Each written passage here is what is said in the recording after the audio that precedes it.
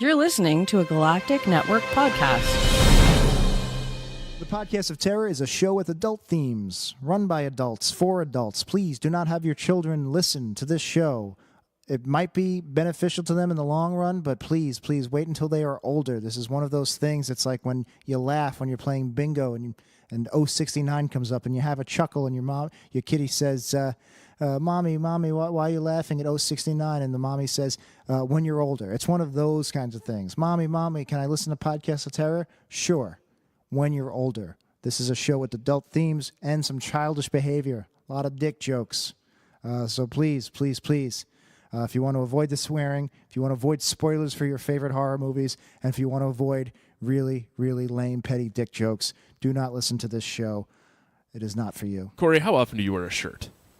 Not as often as you would think. Yeah, it's always nice to cover up your nipples, and maybe your neighbors are complaining because they're hairy. I know you wear shirts when we do these shows. That's about it, from what I understand. It's more that I just give off a glare that blinds drivers by. It is hot in California, so I assume that you sweat. There's a slight sheen to you, and the California sun just... I don't even sheen. I Estevez. That is... If you do not want to Estevez in public... We have two places in which you can go. We got two coupon codes to make your life a little cheaper. You can go visit frequent guest and friend of the show, Matt Vincent, his website, thehate.com. That's the HVIII.com. Use the coupon code HBG15 for 50% off your order. Maybe you hate him.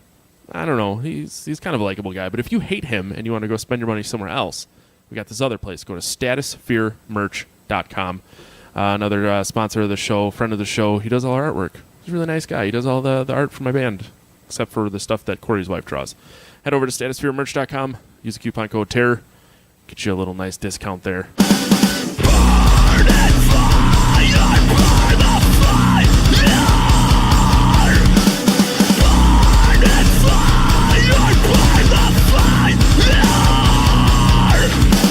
Welcome to episode 115 of the Podcast of Terror, production of the Galactic Network. I'm your host, Matt Stein. With me, as always, is that lying sack of shit, Corey, whose real name is Donald. It's true. Hi, Corey. I had a lot of options. You know, it didn't even have to be Corey. It could have landed somewhere else. I had a few other ones in the queue before I landed with this. This was fully the fault of Corey Haim and Corey Feldman. Oh, God, here we go again. Our guest this week is the star of the film we're going to be talking about a little later, Who's Watching Oliver. He found out a bunch of other crazy shit about this guy, too. He doesn't turn his camera on because he's hungover. He's currently... A little bit hungover. He's currently in Bangkok, correct? Yeah, I'm in Bangkok. So it is 9 a.m. Monday morning as of recording this, which... Yes. What time is it there? It's 8 p.m. Sunday night for me. I'm in the future, man. Yeah, you are. I'm in the future. So, can you tell me what to invest my money in? Fuck. I wish do you know what? Everybody... No, do you know what? I've got all these friends now who have been like, told you, motherfucker, because they all done this, the Bitcoin stuff. Yep, I was trying to explain to my wife earlier about that because I started investing in altcoins, and I think I'm up like $10 in 2 days. That's good. Which it's not good for your heart because it fucking goes up and down so goddamn fast, and yeah. And what are you going to do with that $10? You're going to sit there. You're going to say, "Oh, I'm up $10. I'm just going to buy more beer," and then the $10 is going to disappear. And it's not like you're going to be able to get it back from the beer. Unfortunately, the reality is to get your money out is pain in the ass. Fucking impossible. Like even to get your money in there is impossible. So well, that's the whole thing with Bitcoin is when I see people. And they've done amazingly well, and I don't know, like it's gone up to this crazy amount. I start to think, fuck, man. And then I do the maths and like, Jesus, if I just put in like £1,000 or 500 or £100, and then I start to realize I never have left it in. Right. What would have happened is 2 weeks later, it went up a bit, and I just pull it out and go, amazing, I won.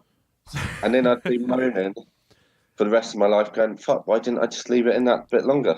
50 Cent recently, I can't remember how much he initially bought, but it was like $500 in Bitcoin, and now it's worth $5 million.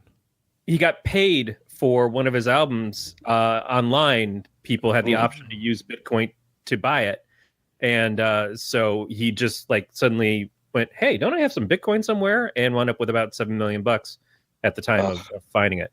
But God, I hate it when rich people get more money. Jeez, but that's just it. He's at a point where he's rich enough that he doesn't give a shit, and all of a sudden it's like, oh, I found $7 million underneath the couch cushions. That's like not a happy story, that one. Yeah.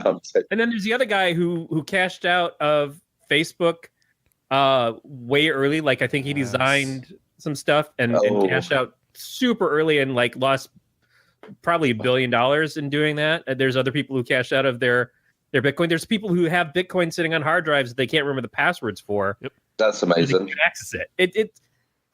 It's all arbitrary until you get the money. It's like winning the lottery and you've got that ticket in your hand and like, oh, I just won $62 million.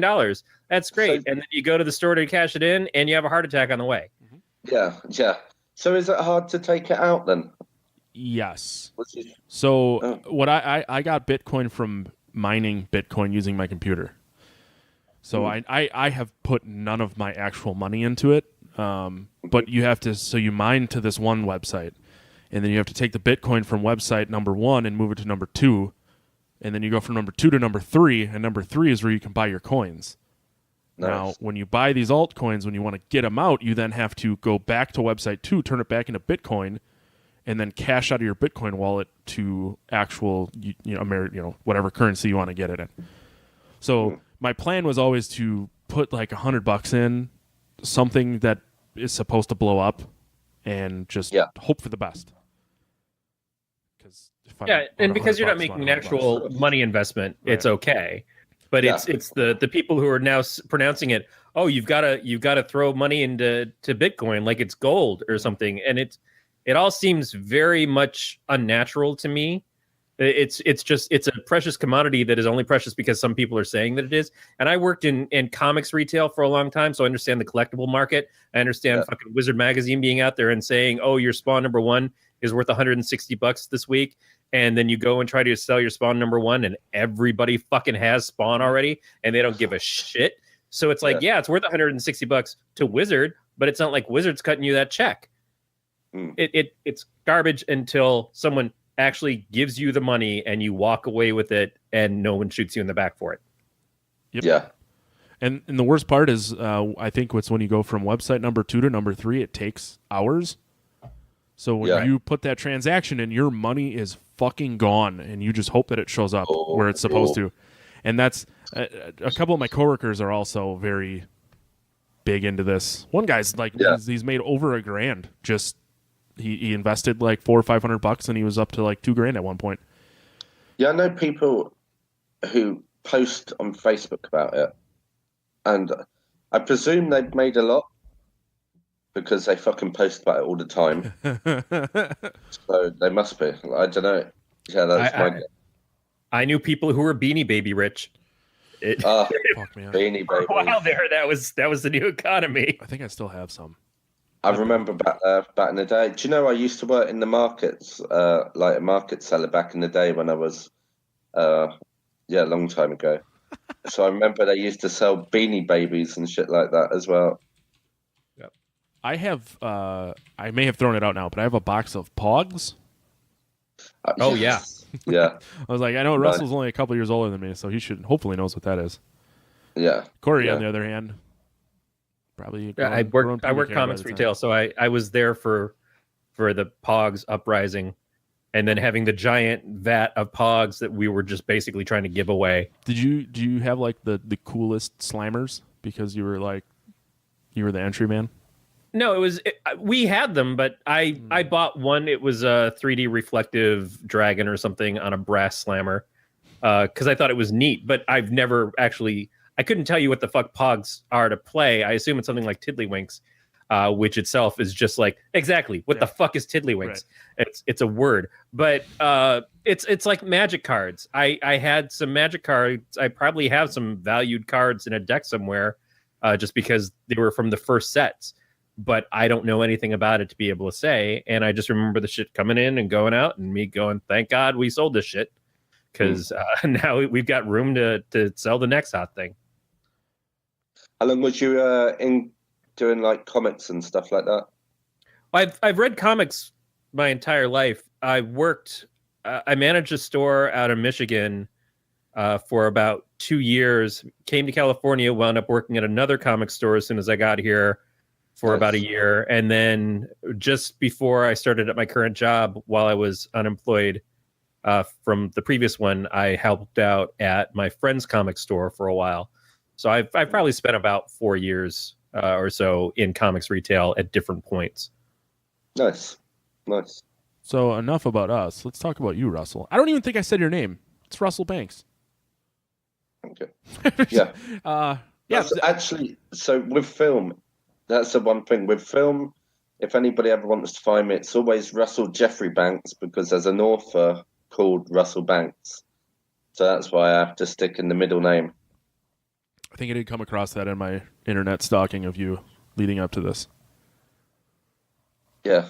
But yeah, no, that's completely the reason. It's just because there's somebody else who's doing amazingly well with the same name. Hey, man, your time's coming. Thank you, brother. Yeah. Thank you. There are 2 actresses right now named Peyton List, and it's already such a weird, obscure name, but to have 2 actresses that are basically getting into the zeitgeist of people know who they are, and they're doing genre shows and stuff like that at the same time.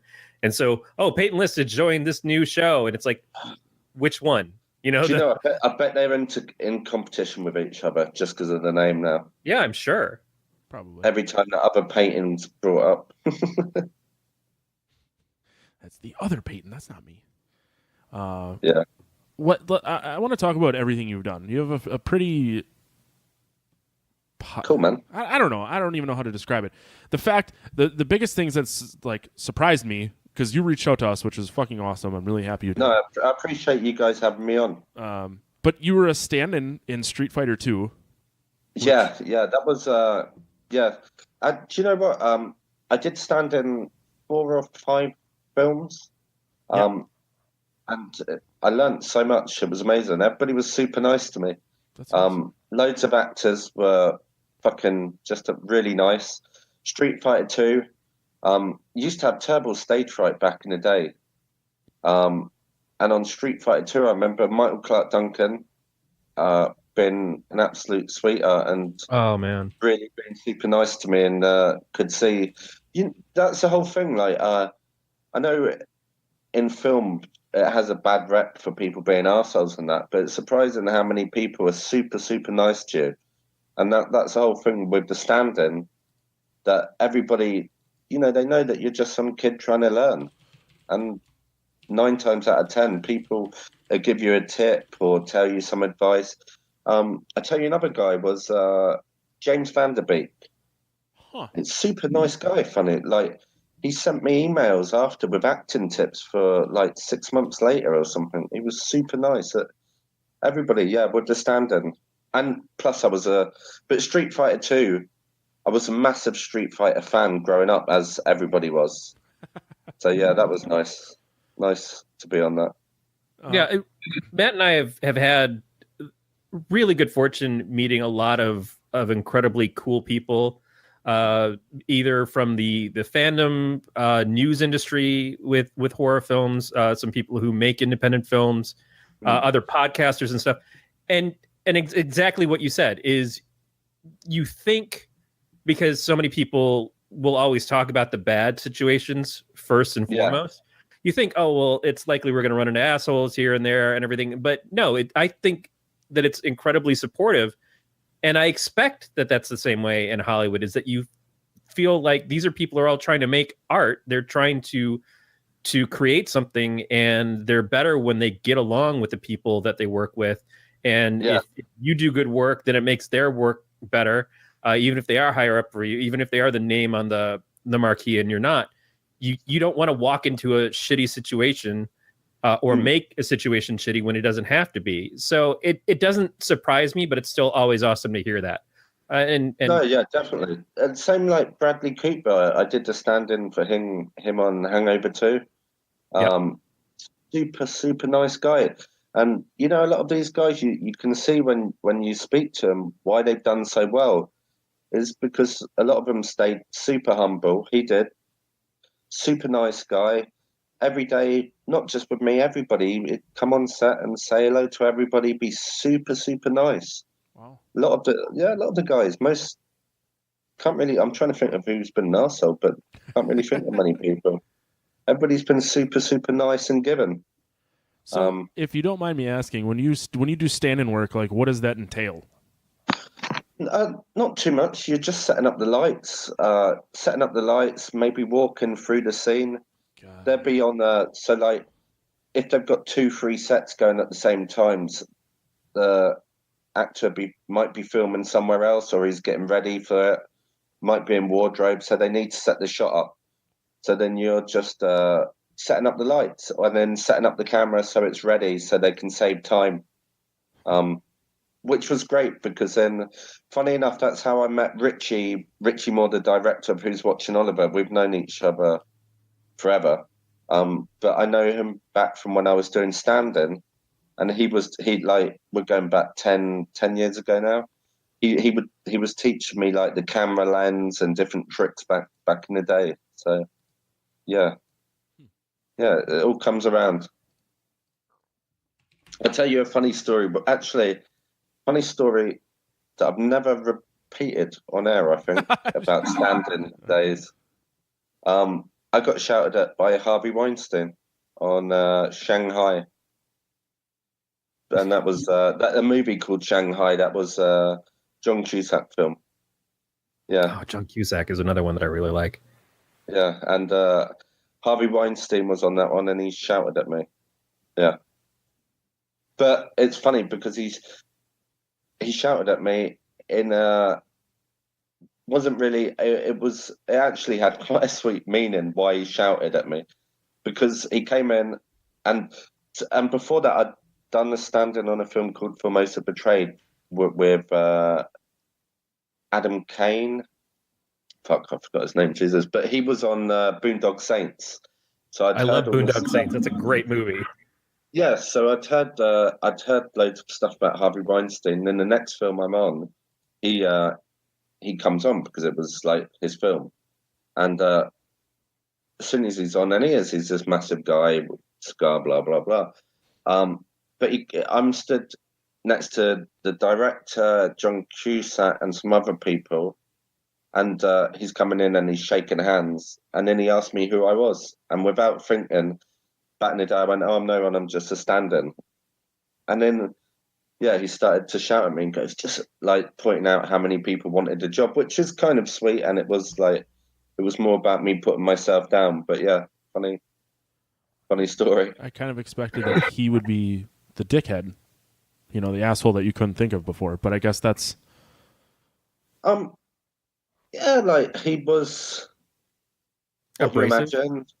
Yeah, he was more of the caricature of what I'd seen in films of a big Hollywood guy, what you'd imagine him to be. Do you know what I mean? There's probably a lot of people in Hollywood who have used him as a model for that character in films. Yeah. Well, it's like the whole Entourage thing, in that when they're doing him, it's just, it's what you imagine. It's like you grow up. And to me, it was like, then I wasn't acting. I was just doing stand-in and trying to learn. So it's cool as fuck. I'm seeing people walk around who I've read about or seen.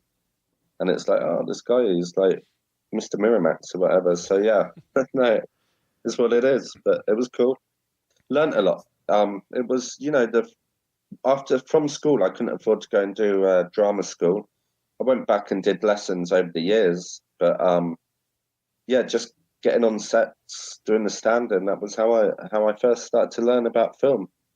And that was my education, the original one. So everybody was cool, man. Yeah. That's the best way to learn, though, to just do.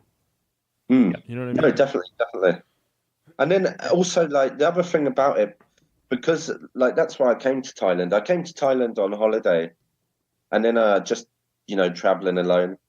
And then I found out they made films here. So I got friends with people who are in the film industry and started getting on the films over here. But I think also because I'm that Western guy in Thailand and the crews are coming and I can show them around or show them in the bars. So I think that helped, certainly helped on set. back in the day when I was doing the stand-in jobs, you know. Mm-hmm. So did you shoot Who's Watching Oliver in Thailand, or was that somewhere else? No, we shot that here. You did? Yeah, we shot that here. And then it's Richie Moore's directorial debut. But he's been a cinematographer, cameraman for forever on a lot of big films like Hangover, Mission Impossible, Marco Polo, the TV. Like I think he'd done every day of that. Do you remember the old film Fallen with Denzel Washington? Yep. Yeah, so he's been around for a long time, but this is his first time directing. And then Raymond Huber produced, and originally I worked with him on a film called Cam to Cam, which was a horror film where I played another killer. Yeah. So who came up with the idea for Oliver? It was the three of us. Yeah, we was originally I wanted to do a serial killer film, but I never anticipated we was going to go in the direction of how Oliver is. In my head, he was going to be a lot cooler, like like Henry portrait of a serial killer type of style. And then the three of us sat down, we wrote it. Raymond had the idea of doing more like George McFly, that type of look. And then it started to go on to that with, shades of whether it's autism or, those shades come in. And so we really discussed about that. And then, it just started to build and build and build once we had a character. The three of us wrote it together. But then it's funny because when I watch the film, I can see Richie's, mine, Raymond's influence. Like Mama was influenced more than anyone by Raymond, and so a lot of that was him. And then so it's all got different parts of us in the writing of it. It feels like a very full character. It feels like the different perspectives made a very enriched story, because there are parts of it that feel, of course, like Norman Bates, but then there's so much more to it. The depth of his story when he goes about talking about his father and how the mother rescued him from his father, and I wanted to mention the artwork used in that. I really liked. That was Topaz Lacron. She did the art. I looked up her Instagram. She doesn't have a lot on there, unfortunately, but I was looking to see more of her artwork. But it and then the story as well with Sophia and her background, and there's so much there that could have been explored. It didn't need to be for this movie, but again, it adds something to it that you weren't seeing, and just their relationship in general. So you're not on camera right now. And I feel both cheated and kind of thankful because one. Now I'm gonna wait. Bear with me. I'm gonna put on the top and I'm gonna come on camera. Bear with me too. Shirts are optional here. Just throwing that out there. I was before you got here. Russell and I were talking, and because he asked me what I thought of the movie, and I don't want to spoil anything because it's not actually out yet, and I highly recommend everyone go see this movie when it does come out. But I was explaining to him like the mama character like was fucking creepy, but I thought the acting was a little wonky. And then I said, but in the same sentence, like I assume she was just in a room by herself filming these videos, and then you're just playing a video on a computer. She really didn't have anyone to like talk to, so it made sense. And then he told me that this is the first time she ever acted. Right, I'm not sure how the light's going to be. How do I... So I've never used Hangouts. Okay, there's the camera put up there. The camera button. Tell me if you can see. Yep. Yeah. Big reveal. Yeah. All right, so here's what I was going to say. In the movie, you reminded me a lot of Tim Roth. Going back to Miramax. I love Tim Roth. It was confusing at first because I'm like, this is Tim Roth playing this, right? Because it was just so spot on to characters that he's played, not necessarily him generally, but like it just felt very akin to that. And then there was the other part where I was thinking during parts of the film, which I enjoyed very much, how uncomfortable I was going to be looking you in the eye after some of the scenes in this movie. It was a heavy. Do you know what? And I said this a few times now in interviews and that. It wasn't enjoyable, that film, to make. Not at all. It was for all of us. It's the deepest, darkest film I've ever been on. It wasn't a happy process. It actually fucked me up after. For a good few months, it took my brain, had to get off because we was watching, me and Richie, we watched like 200 serial killer documentaries, and I was watching non-stop documentaries about mental health and, all that. Not going into that too much, but it was hard to shake that one off. And it wasn't a fun set. It was funny because we shot a lot of the dark stuff first. And then when Sarah came, Sarah Malakal Lane, it was, we needed those day shots. I needed them more than ever. And it's funny because when you're watching it, I don't know if you can feel, but it's like two separate worlds completely. No, it absolutely is. But it was like that shooting. And it wasn't like most film sets you're on, you're having a laugh, this wasn't like that. It was fucking horrible. It was a real dark, like, and Ray and Richie, they both say the same. It was something about, it wasn't, it was a real fucked up. It was a fucked up film to shoot, and it was a hard one to go into, and it wasn't enjoyable. But I'm proud of it. I'm proud of it after. But yeah. Matt and I have done this show. Like we said at the beginning, this is our 115th episode, so we've watched a lot of different stuff. And some of the things that's been brought to us, especially by other people, is not the kind of horror movies that I choose to watch on my own, because they're very hard watch. They're incredibly uncomfortable. There was one movie brought to us by a friend called Megan is Missing. That was the first one I thought of when I started watching this movie. There are scenes in this that are akin to scenes in that, which is just so difficult to stomach seeing it. Yeah. But at the same time, well done, well portrayed. But what makes this movie stand out from that is that because of those scenes with Sarah as Sophia, I felt like in those scenes, it was very much just a very well done love story film. Yeah. Like watching The Perks of Being a Wallflower or something. It was just so romantic and beautiful, and you felt this empathy for Oliver and this empathy for Sophia, and you loved this story with them.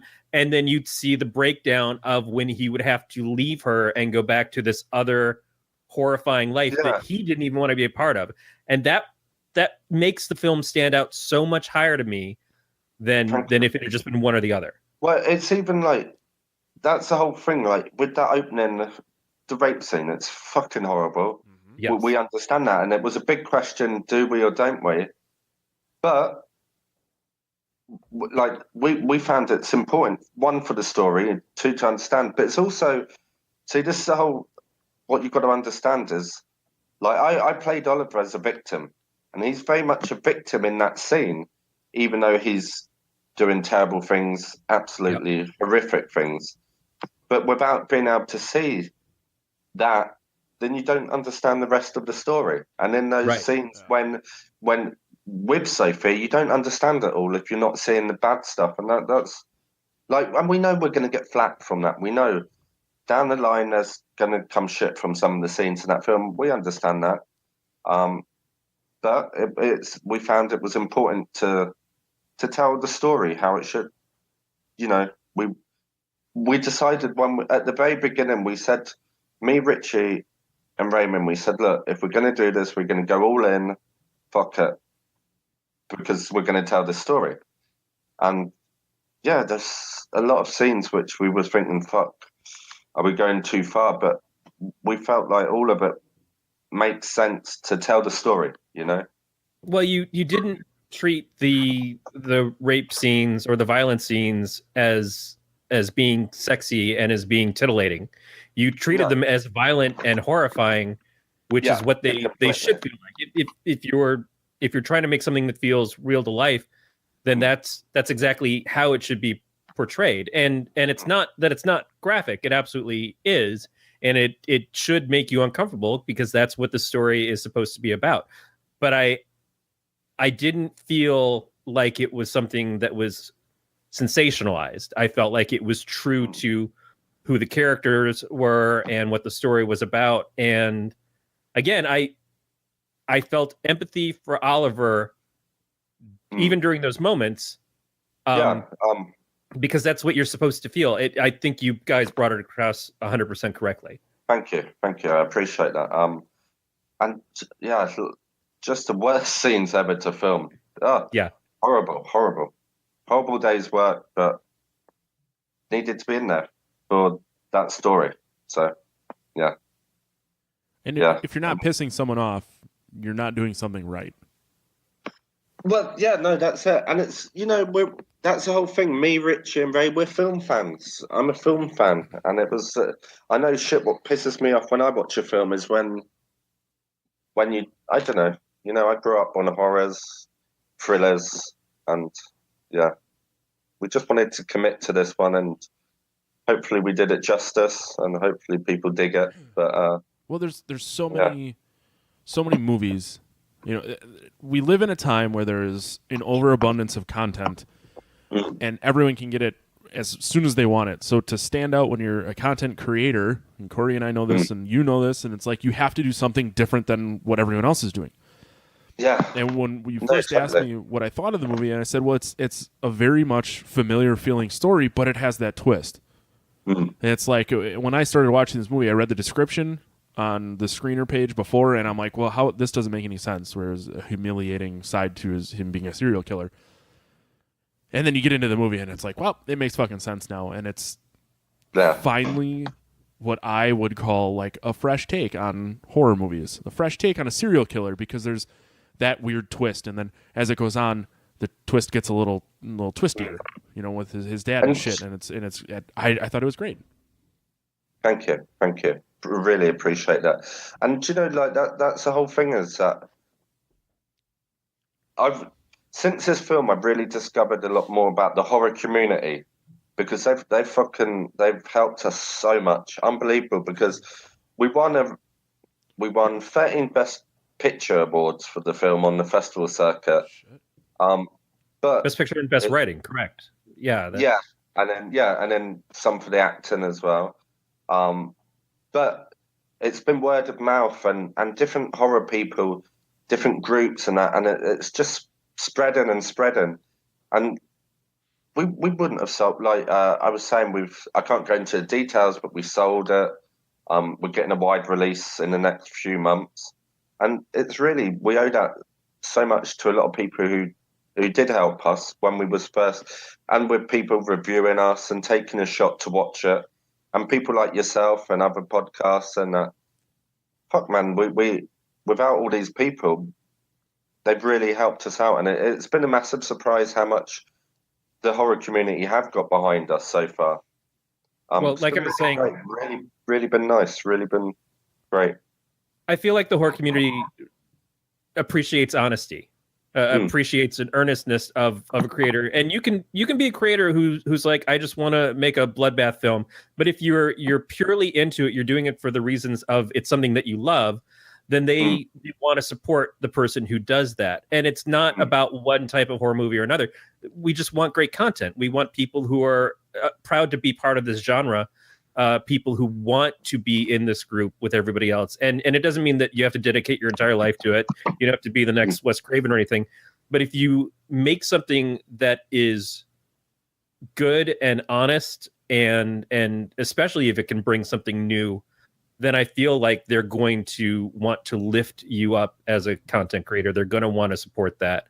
And I feel like this is a movie that deserves that. Massive.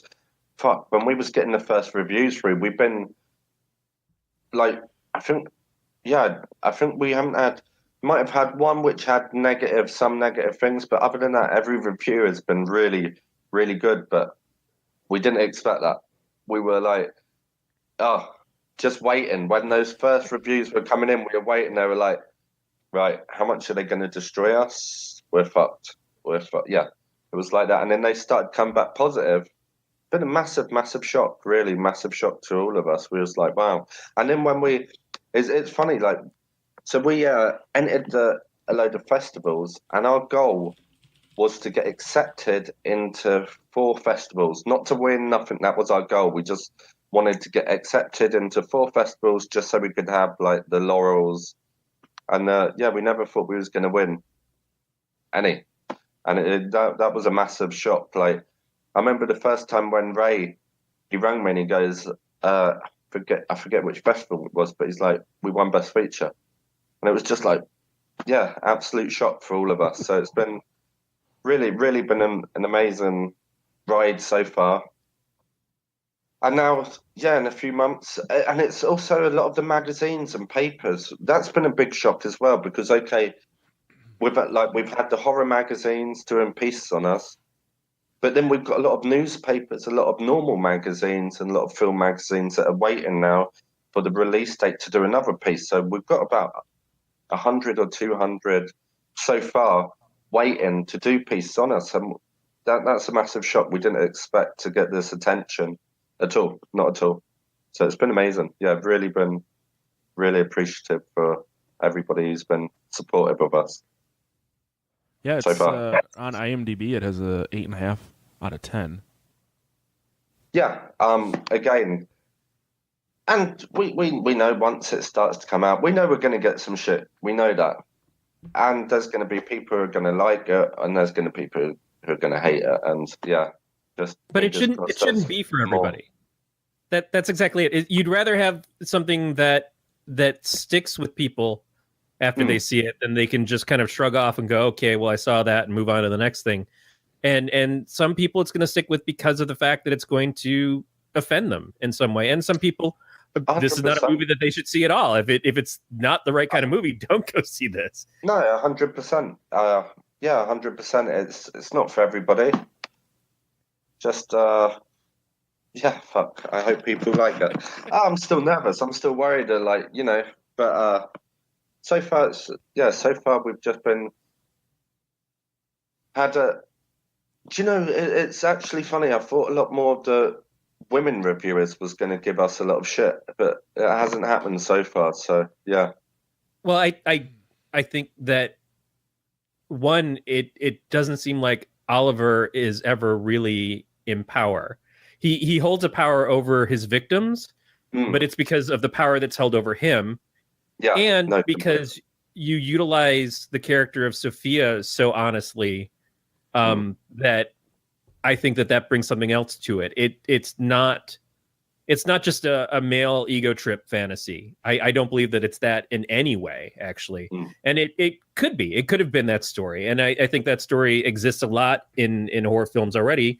And it's not to devalue that stuff's out there, but I just don't think that that's what this film is. So I don't know.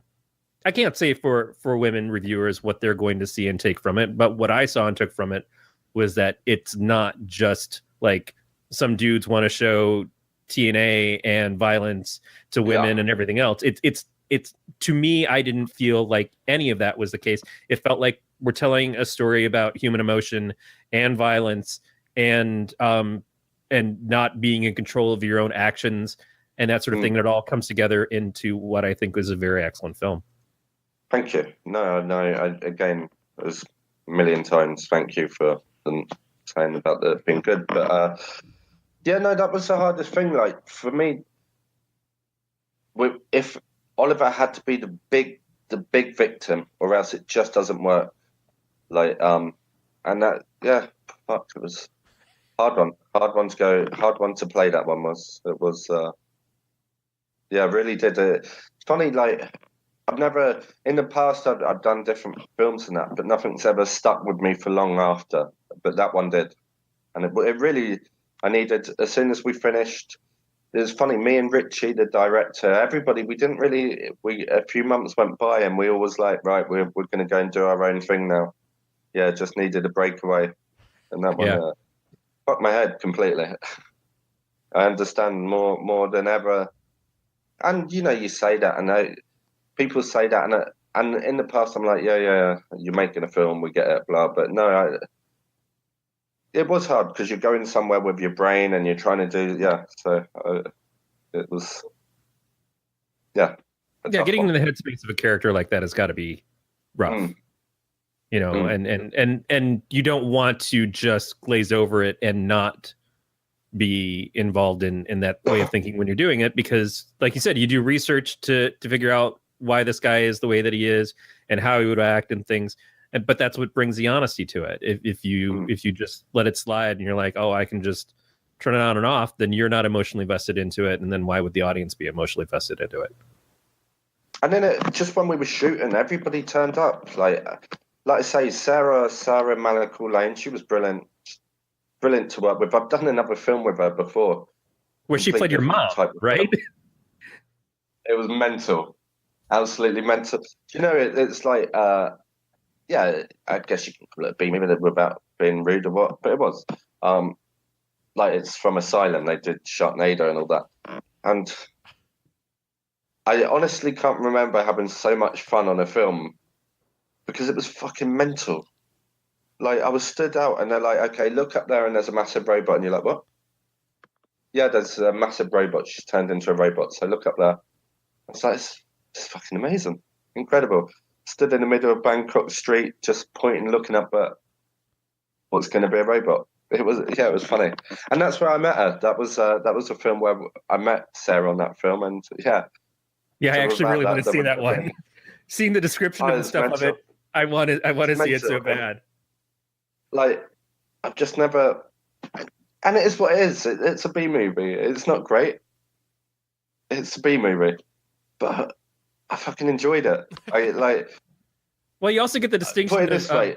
Something that you share with Sally Field and Tom Hanks, which is they did a movie together where they were lovers, and they did another movie where Sally Fields played his mom. And I was just like, what a weird thing to have happen. Yeah, it was like when we first met, and I was like, oh, so okay, she's my mum. Okay, we're about the same age, but okay. Yeah, it was brilliant. It was, that was a fun film. Like, people should go and watch it because it's fucking nuts. It's not like it's a B movie. It is what it is, but it was fun. And man, when you're making films for a living, and they're fucking, you're not taking that one. I'm not. It is what it is. It was just fun. It was like not much more to go into that one, and it was. It's never gonna. But it was a month spent playing Mordred with Sarah and other. Yeah, it was just fun. It was fun. It was silly film, but fun. Sarah was really, really good in this. Oh, in Oliver, she came, and it's funny because I'm thinking of the other film now where it's just you should watch that one. It's just couldn't be more opposite from each other. But yeah, no, Sarah was brilliant, and we needed her so much on those days because it was getting so dark and gloomy, and we'd spent we'd got a load of the nighttime shots, which in the film, that's a lot of the heavy stuff. So we were shooting that stuff first, and it was like everybody's brain was like, fuck, and we're working at night, and it's just like. And the house where we shot that in was Richie's house. He was living there. I came back from England. I had no money. I was broke as a motherfucker. And so I was crashing in the basement of that house when we shot that film. So I just wasn't leaving. So it was basically 24 hours. We was just going, shooting, preparing for the next day, learning lines, watching documentaries in this gloomy fucking horrible house, creepy as fuck.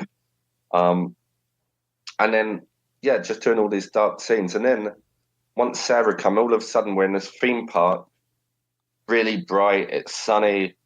They're kind of nice, loving scenes, and fuck, everybody needed it. It cheered up everybody. It was, yeah, it was nice. She was great. And I tell you, Kelly Woodcock as well, the first girl, English girl. Yep. She fucking, yeah, she done amazingly well. She's an old friend. I know her anyway. But tough scenes.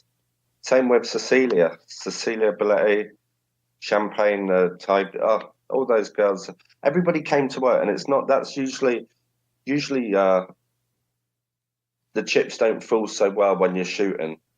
But considering the money we had and the time and all that, but everybody came and they were all great, and everybody did. And Mama, like I was saying, it's her first film, and super religious woman, super like little nice, yeah. And she was great. She just committed to it, and it was was. If you met her in real life, you wouldn't believe it's the same person.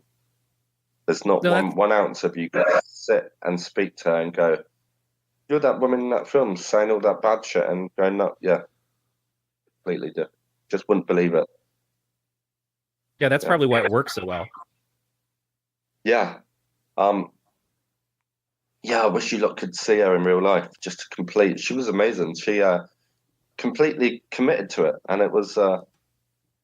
It's nuts when you put her next to who Mama is. Oh, she's like as bad as it.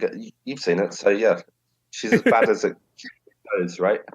No, that's exactly the point. It's like Oliver is doing the physicality of this horrible act, but the way that she is talking and egging him on, everything, and it actually feels worse. It feels more vile.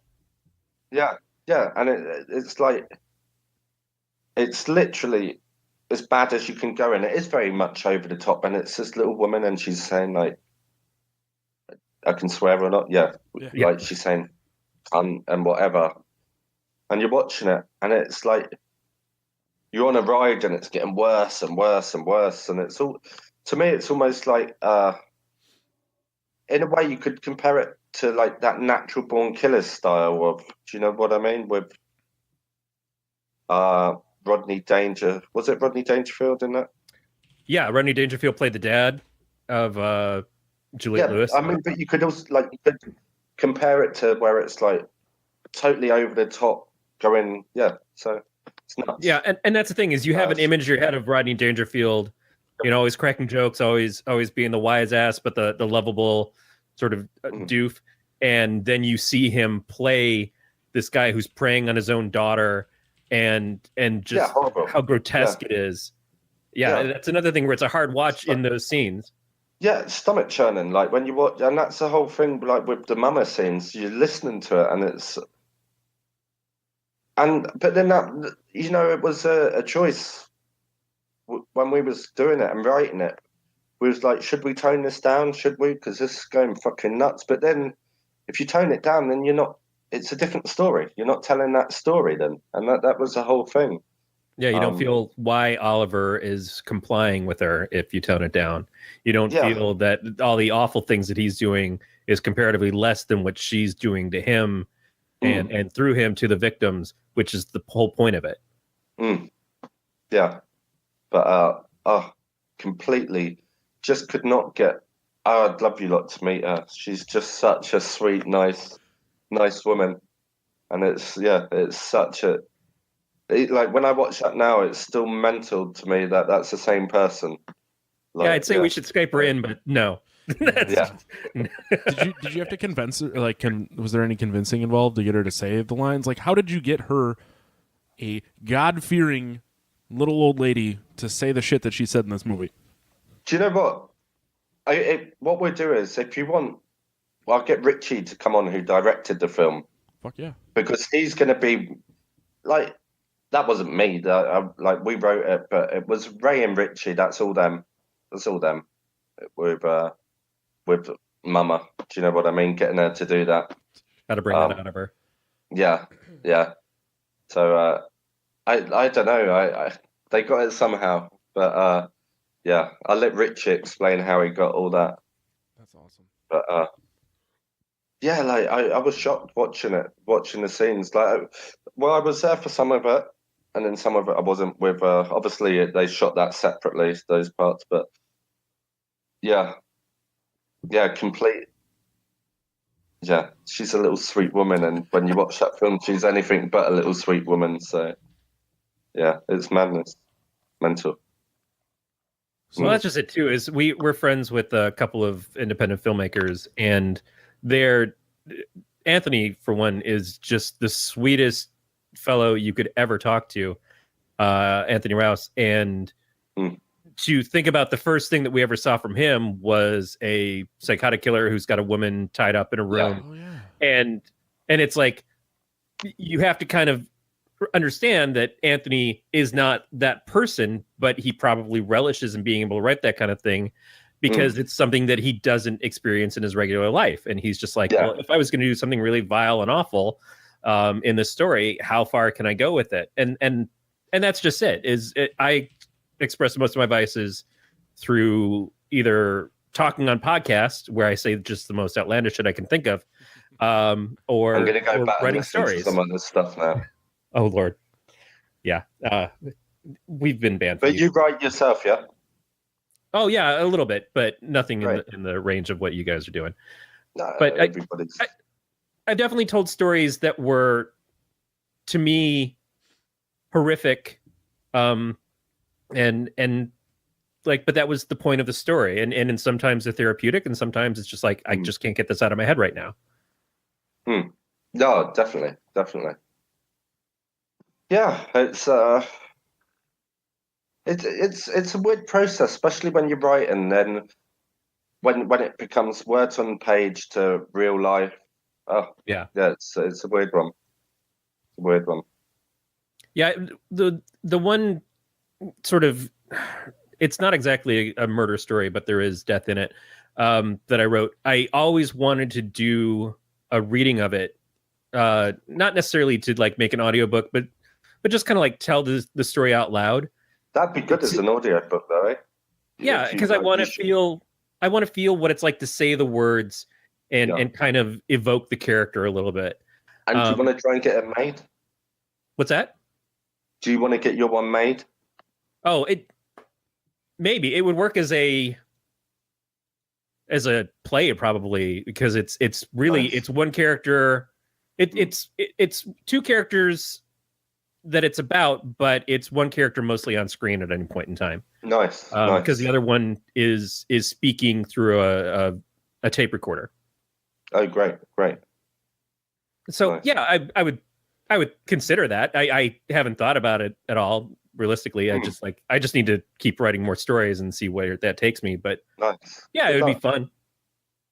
Good luck. I hope. Good luck with that. I hope to listen to it soon. I'll definitely let you know if I ever get the motivation that far along. Definitely. Cool, man. Well, so I was asking. Sorry. No, I was saying, Corey, you know enough people. You could probably just ask friends to read it if you wanted. No, I do, but it's also like most of the people I know are incredibly talented in doing their own stuff, and to try to capture them to do my thing,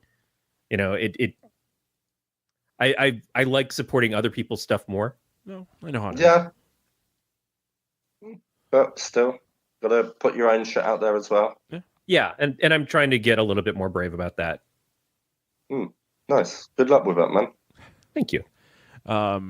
You were gonna say something, Russell, and then we. No, I was saying, well, off air, I was asking you any recommendations for horrors earlier of some hidden gems. Ooh. I know. I'm looking at. So we keep a list of like every movie we watch. So I'm looking through it, and we've watched some real shit movies. I'll tell you that. Tell me your worst film first. There's a tie. Manos to the Hands of Fate, and shit. What was the other one? Grave of the Vampire.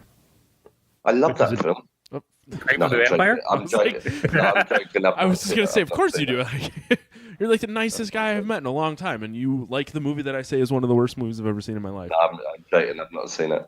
Well, both of those movies were brought to us by our friend Dave, who was actively trying to bring us the worst possible movies. I'm freezing up. Sorry, guys. Okay, you're back. Yeah. In both cases, and in any of the movies that we watch, we know that just because we don't enjoy a film for whatever reason, that it's not like that film doesn't have value, or it's not someone else's favorite movie that they've ever seen. And so we try to bring across, we give scores to the films and stuff that we watch, but we try not to make anybody think that, our scores have any meaning beyond, well, I like this one, or I didn't like this other one. Have you seen Deathgasm yet? No. Yeah, I actually think that movie is really fucking good. What a name, Deathgasm. Yep, that's amazing. They're making a second one right now, which is supposed to be. There's supposed to be as much blood in the first 5 minutes of the new Deathgasm as in the entire first movie. Wow. Yeah, so super over the top. I'm gonna quickly I'm IMDb in that one. It's about a kid. Deathgasm. Two teenage boys who unwittingly summon an ancient evil. I think it's a Swedish movie because there's a lot of black metal in it. I thought it was Australian or New Zealand. Oh, okay. So I think I've heard actually. Maybe it's not. Yeah, I think I've heard of this one. New Zealand. Actually, I think Rich Ragsdale might have been talking about this one to me. Telling me about it, but I'm not sure. It's another movie. He's into heavy metal. Yeah. I was going to say another movie that, not necessarily one of our highest scored movies, but a movie that I really appreciated because it was the first film from some independent filmmakers who've gone on to be in bigger and bigger things. Was Dead Hooker in a Trunk by the Suska sisters. Nice. Because it kept surprising me with the directions that they would go in with the story. Like, it seemed like it could be very simple and you'd know, okay, we get from this to this to this to this. And then every time they would just take a sudden left as opposed to going straight. And I really loved the decisions that they made, and just in general that it was basically their first film.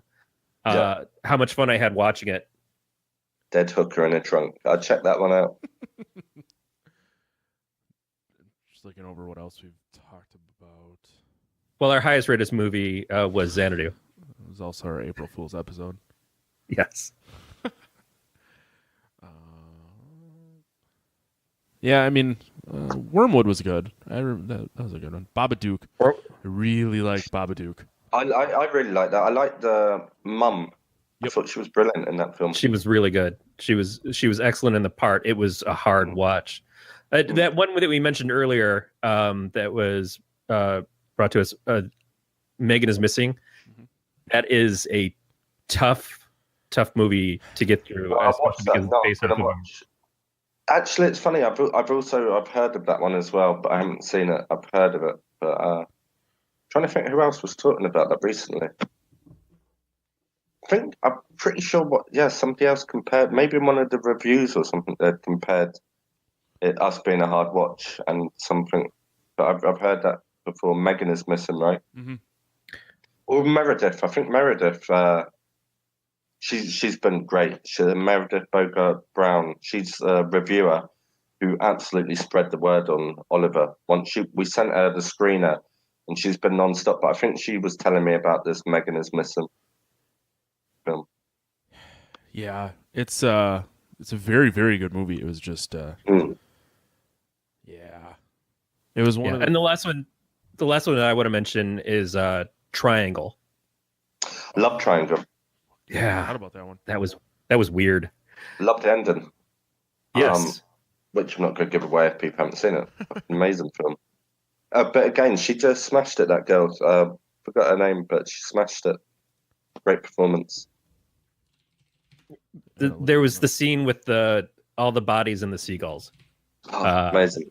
So for anybody who hasn't watched or listened to that episode when we reviewed it, go watch Triangle. And and then you can go back and listen to us talk about it with our friend Nicole. Crazy film. Like it just goes into something that I had no idea was going to happen. And yeah, you're right. The lead actress in that was really good film. Yeah, really good film. I like The Conjurings for horrors. Part 1, I like that film a lot. Trying to think. Yeah, I keep not watching The Conjuring just because I feel like we're going to do episodes about it. Oh, So you haven't watched it? I haven't seen the Conjuring movies or any of the spin-offs at all, and my wife owns them all. I love Part 1. Part 1 is wasn't so keen on the spin-offs, but Part 2 was okay. But Part 1, again, a woman. Well, watch it. Great, really great film. I watched that. Funny enough, I was on a film in India, and I watched that in a cinema in India. And without spoiling too much, the first 5 minutes, I thought, "Oh, what's this shit?" And then I just got straight into it after that first bit, and yeah, I thought it was a brilliant film, really good film. Have you seen Annabelle Creation yet? No. No. So, Annabelle, which is one of the spinoff from the Conjuring one, is shit. Annabelle Creation is fucking great. Is it? It's okay, very good. I watched half of Annabelle, but not Annabelle Creation. Yeah, don't finish Annabelle, but watch Creation. Okay. I tell you, good horror, Thai horror, Shutter. Have you ever? They made an American remake, which is nowhere near as good as the original. But Shutter, I remember the remake. Horror. Yeah, watch the original Thai version. It's amazing, with Ananda in it. Really great film. I gotta make a note of this. And then I tell you another one of my favorite films. I love it is Green Butchers, and that's it's a Danish film with Mikael Hellström. Do you know the guy who played in Hannibal? The TV series Hannibal? Yeah, and then he was in James Bond. The guy who was in Casino Royale. Oh yeah, I think it's did the Pusher films back in the day. But he's Mads Mikkelsen. Yeah, Mads Mikkelsen. Watch a Danish film called Green Butchers. Just an amazing film. Love it. I expect. Is this a horror movie? Yeah. A horror thriller comedy. Black comedy featuring two butchers. Okay. Yeah, because I looked at the cast and a guy is listed as a marijuana smoking butcher. I'm like, well, I didn't expect that to happen. It's that whole film. You got to watch it. It's amazing. I love his work. I love. He done a film called The Hunt as well. One of the best acting pieces I've seen. Real dark story, not a horror, but it's such a dark story. It's he's in a little hometown in Denmark, and then he's accused of being a paedophile, and then right near the beginning of the film, so it's not giving it away, and then the whole film is showing is he or is he not, how the whole town is. It's just a great film, real dark, but real good acting piece. Yeah. Those are definitely going on the list. Yeah, I know. Making a list of all these movies he's talking about. Yeah, trying to think what else I've watched lately. Or not lately, old ones as well. But have you seen Green Room? I think so. Wait, refresh me. Which one's the one? It's Forrest Ed Yelchin and Patrick Stewart. Okay. No. Oh yeah, so it's about a hardcore band, and they are playing some shitty show, and they witness a murder in the green room, and then it's nice. Yeah, it's good film. Yeah, it's very good. We did it on here. I had seen it before we reviewed it on here, but it's a pretty good movie. Kind of graphic. It's a good movie that's very graphic and a hard watch, because just in general, but. The political climate in America right now made it even a little bit tougher. Yeah. I was saying earlier that in America, Ghost House is just released on Netflix. So, oh, good. We need a movie to do next week, Corey. You just want to do that one? Sure. Okay. Yeah, Got I that wasn't. Yeah, but then I was saying I can get Rich Ragsdale. He'd probably come on if you want him on. So I'll put you in touch. He directed it. Nice guy, real horror fan. And then James was awesome. I was saying earlier, I shot Ghost House way before Who's Watching Oliver. I'll let you be the judge, but I wasn't exactly too pleased with my performance in Ghost House. So straight after that, I went back and studied for 6 months acting because. But Scout Taylor Compton, she done the lead in the Halloween films with Rob Zombie, and then James Landry Herbert. They were amazing to work with. Really, really impressed, and I could see like a difference to me. I think they were a lot more. Well, they were better than I was. So it made me go and restudy, and then Oliver after. But I'll let you lot judge that. So what is next for you then? I can hope some work, eh? No. Not sure. Getting Oliver released in a few months. I'm speaking to a few films, but well, who knows? I've got some other scripts some which I've done myself. We'll see, man.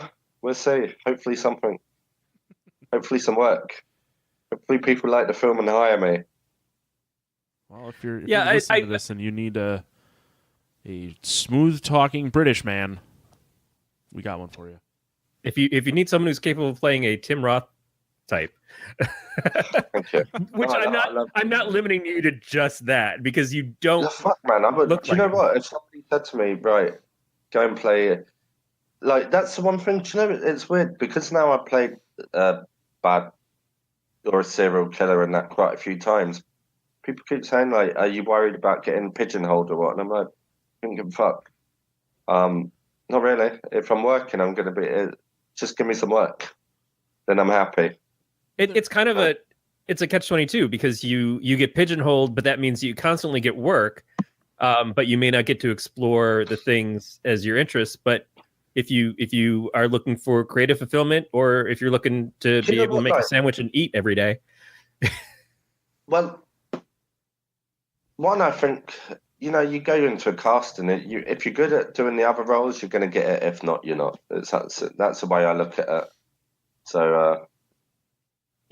Hopefully, yeah, and fuck, man, I came into acting quite late, really. After school, I did a million different jobs. I left school at 15. I got expelled. I went, did a million different I saw that jobs on your Wikipedia page that you got expelled for purchasing or for selling fireworks. Yeah, yeah. It's funny, actually. I got expelled on my third day of the last school I went to was, my third day I got expelled a long time ago. I was 15. I went home, told my dad, because I'd gone to live with my dad then. And I was like, yeah, they expelled me. And then he was like, well, what do you want to do? So I was like, fuck, go and work, I guess.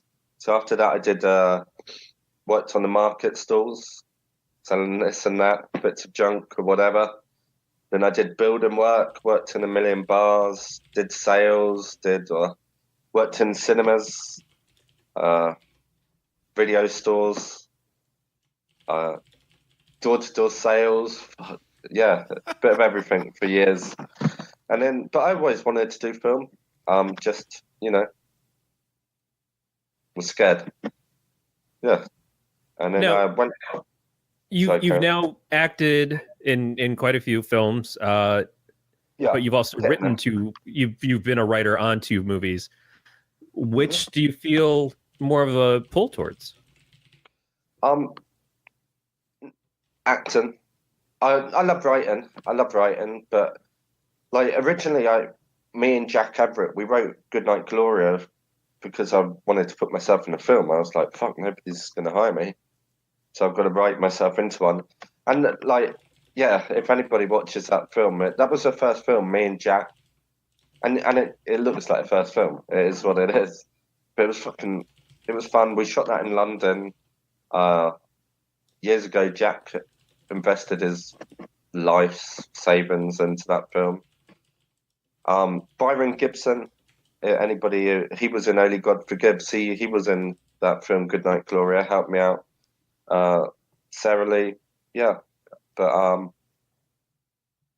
yeah, no, I enjoy writing, but it's a long process. Like this, Oliver, from when we wrote it to getting it made, and it's amazing, and it's this lovely process, blah blah blah. But it's fucking long, and it is. And do you know, like, let me start making some money, and then I'll start writing some more stuff. But let me eat first. That's what I'm about now. Yep. Somebody hire me. Let me eat, and then I'll go and write something and do the long process again. But not right now. Well, the question is I guess when more and more people get to see this movie, is what is Hollywood going to ask you to do? Are they going to ask you to write stories, or are they going to ask you to act?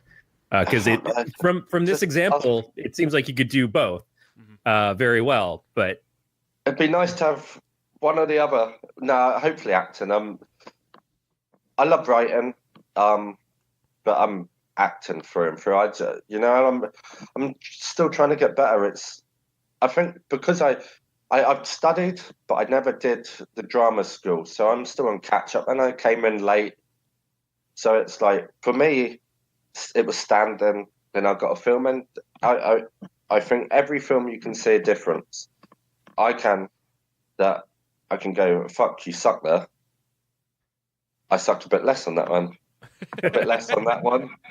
A bit less on that one. And now I'm starting like Oliver is the first time I've ever done a performance which I can live with, and I can say, yeah, okay, I felt that, and it's where the other ones I struggle to.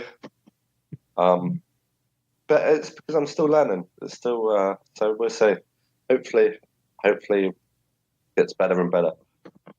Yeah, we've been doing the show for 2 years. We haven't learned anything yet. I keep waiting for the episode where it sounds like we've gotten better.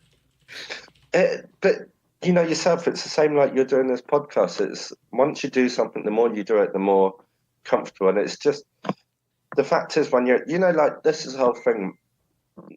All the actors, they come on, and it's like you've got to lie. You've got to play this role where it's like, yeah, everything's amazing, blah blah. It's not. It's fucking hard. Most of the time, you're not working. It's a struggle. You're hustling to get a job. You get a film. The first films you're ever doing.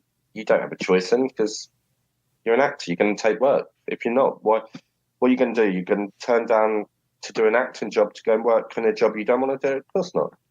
So, I'm still in that building up stage. That's what Oliver I love, because, we made that, and it is personal, and it's a journey what you go on, and beautiful, and, you're doing what you're dreaming. But, Oliver's done. It comes out. Fuck, I hope it does well, so I get work. It's honest, that's how it is. It's a hard business. So, but going back to when people say about being pigeonholed, no, fuck. I hope I get work. That's it. Yeah. I have no problem being Mark Hamill as Luke Skywalker for the rest of my life. It's like, sure. Yeah, let that be my worst problem, is that people love me so much in one role that it continuously gets me to come back for these movies over and over again. And that's the thing I like. Most of the roles I play tend to be like, if you look, Goodnight Gloria, I played a crazy killer. Cam to Cam, I was a serial killer. Who's Watching Oliver is a different type of serial. I like these roles. I'm better at playing sad than happy. Some people, and that's something which, funny enough, that's something which I've been working on. When I'm studying, I didn't go back to study playing crazy so much anymore, because I feel I'm getting that one down okay. But playing happy, it's a struggle. So yeah, it's we'll see. But my comfort zone is definitely not a happy guy. So, yeah. No, that makes absolute sense. But you also have to give yourself the break to get out of that headspace sometimes. Yeah. Oh no, definitely. No, after the last few, and it's age, and you're doing different parts of our life. You change as a human. In my 20s, I'm a complete different person than I am now. So, if when good stuff's going on in your life, I guess it's a lot easier to do happy, and when shit stuff's going on, it's a lot easier to do sad and not happy. So, yeah, it's and I'm sure that shows with people's work. And horror stuff is very visceral, and people connect to it easily. Because I think sometimes we feel more akin to the evils of the world than we feel to the good parts. Yeah, definitely.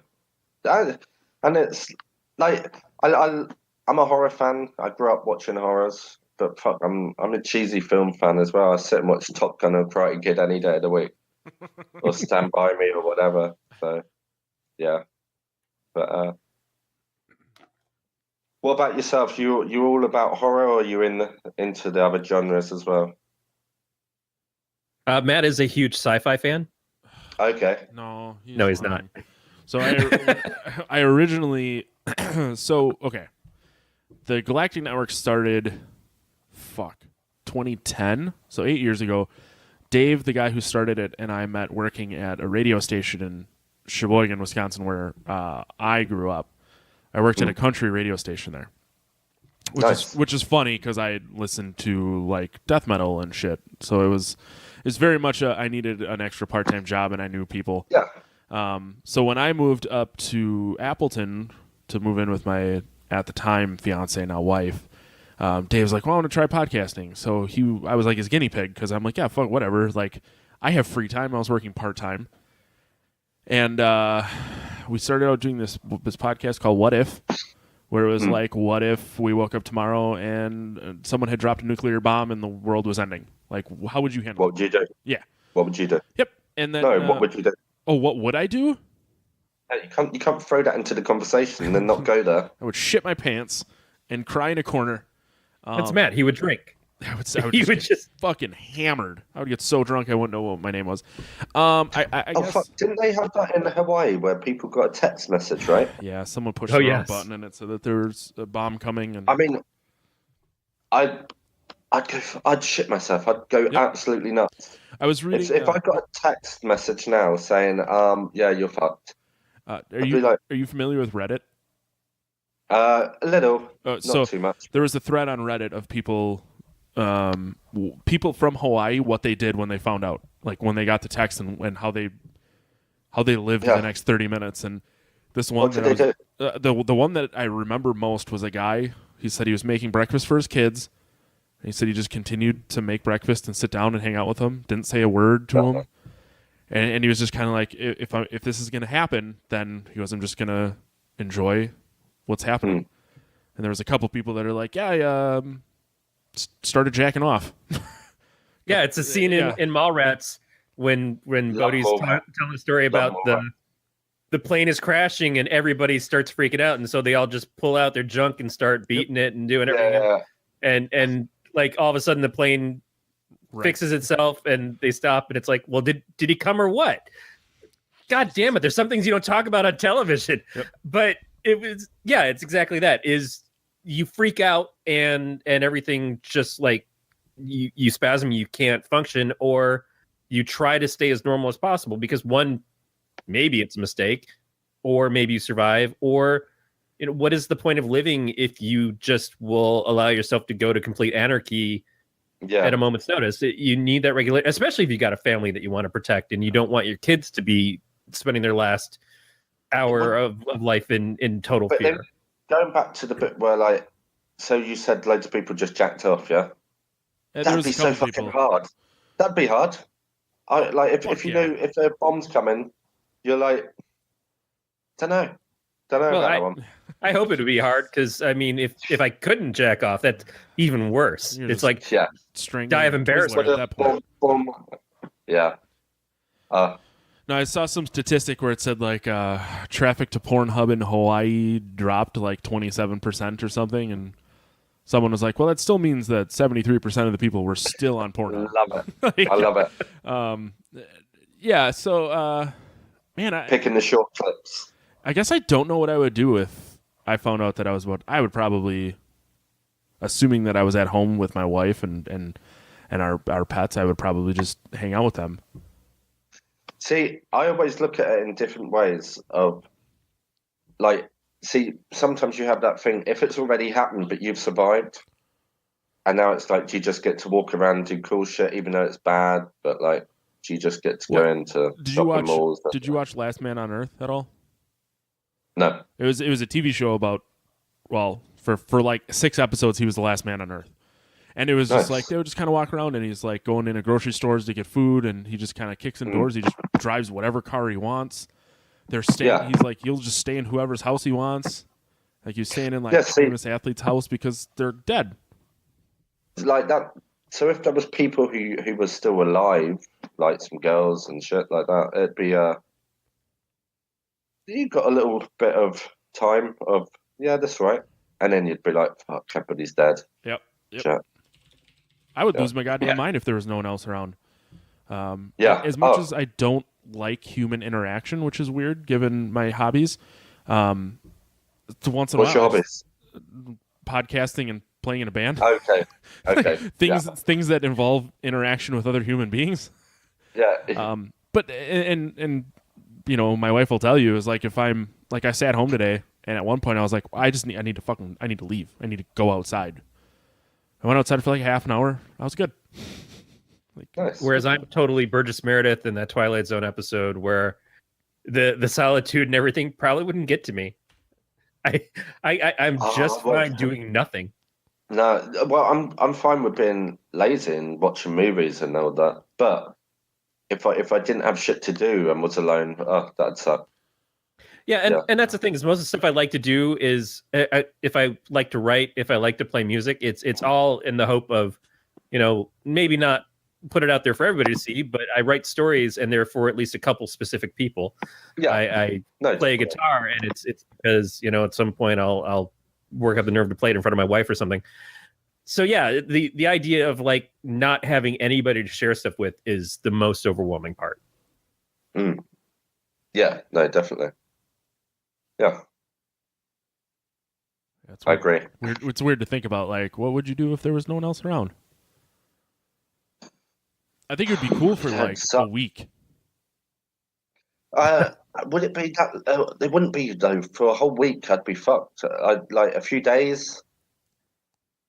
Well, it depends what the food situation is and all that. Right. But, well, Twinkies will last forever. And you can watch some films.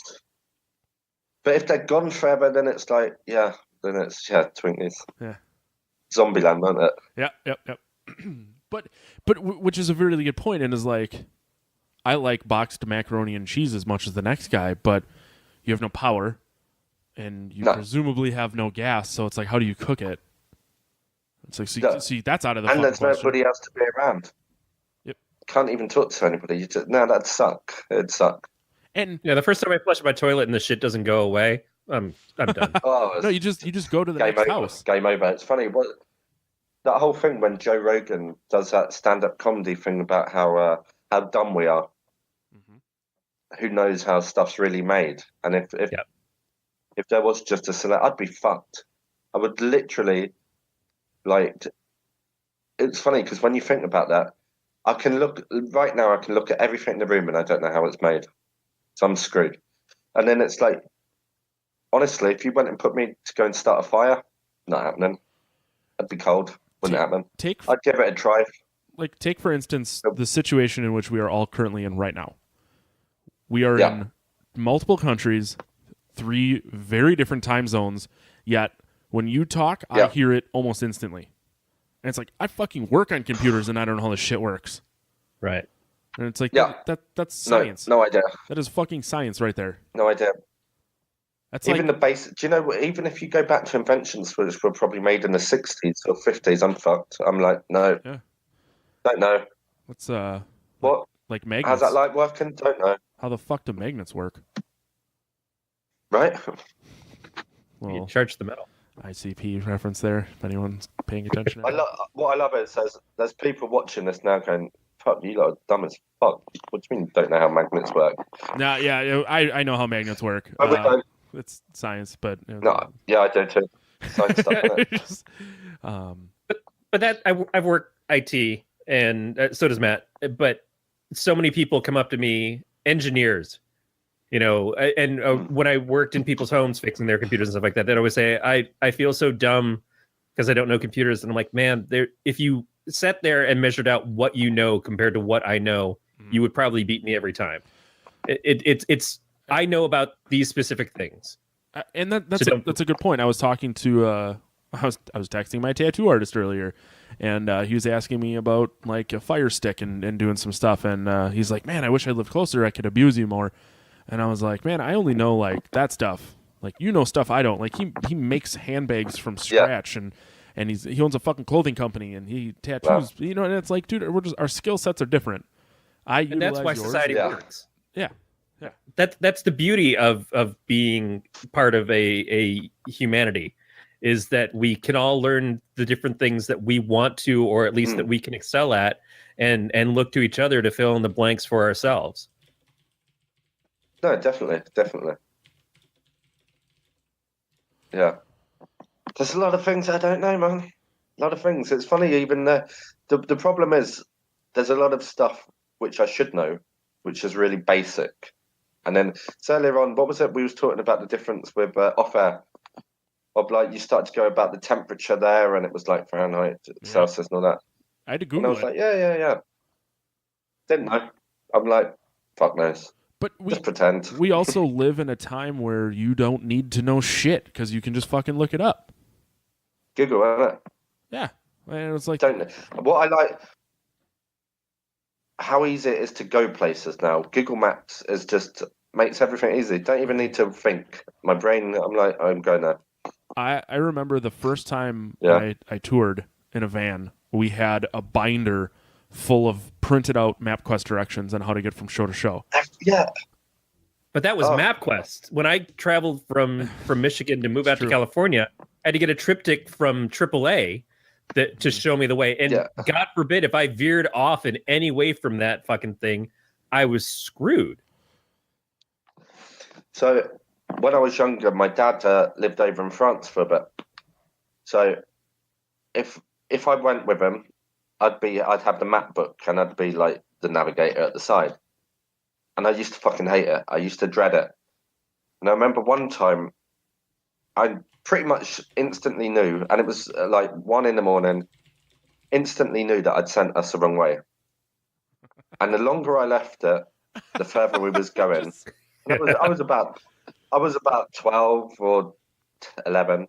Literally for half an hour, I'm sat there, but it's building inside. I know I'm fucked. I'm like, oh my God, he's going to go mad. And then as he's going, and he keeps saying, are we going the right way? And I'm like, yeah. Oh. Yeah. Just going further and further and further.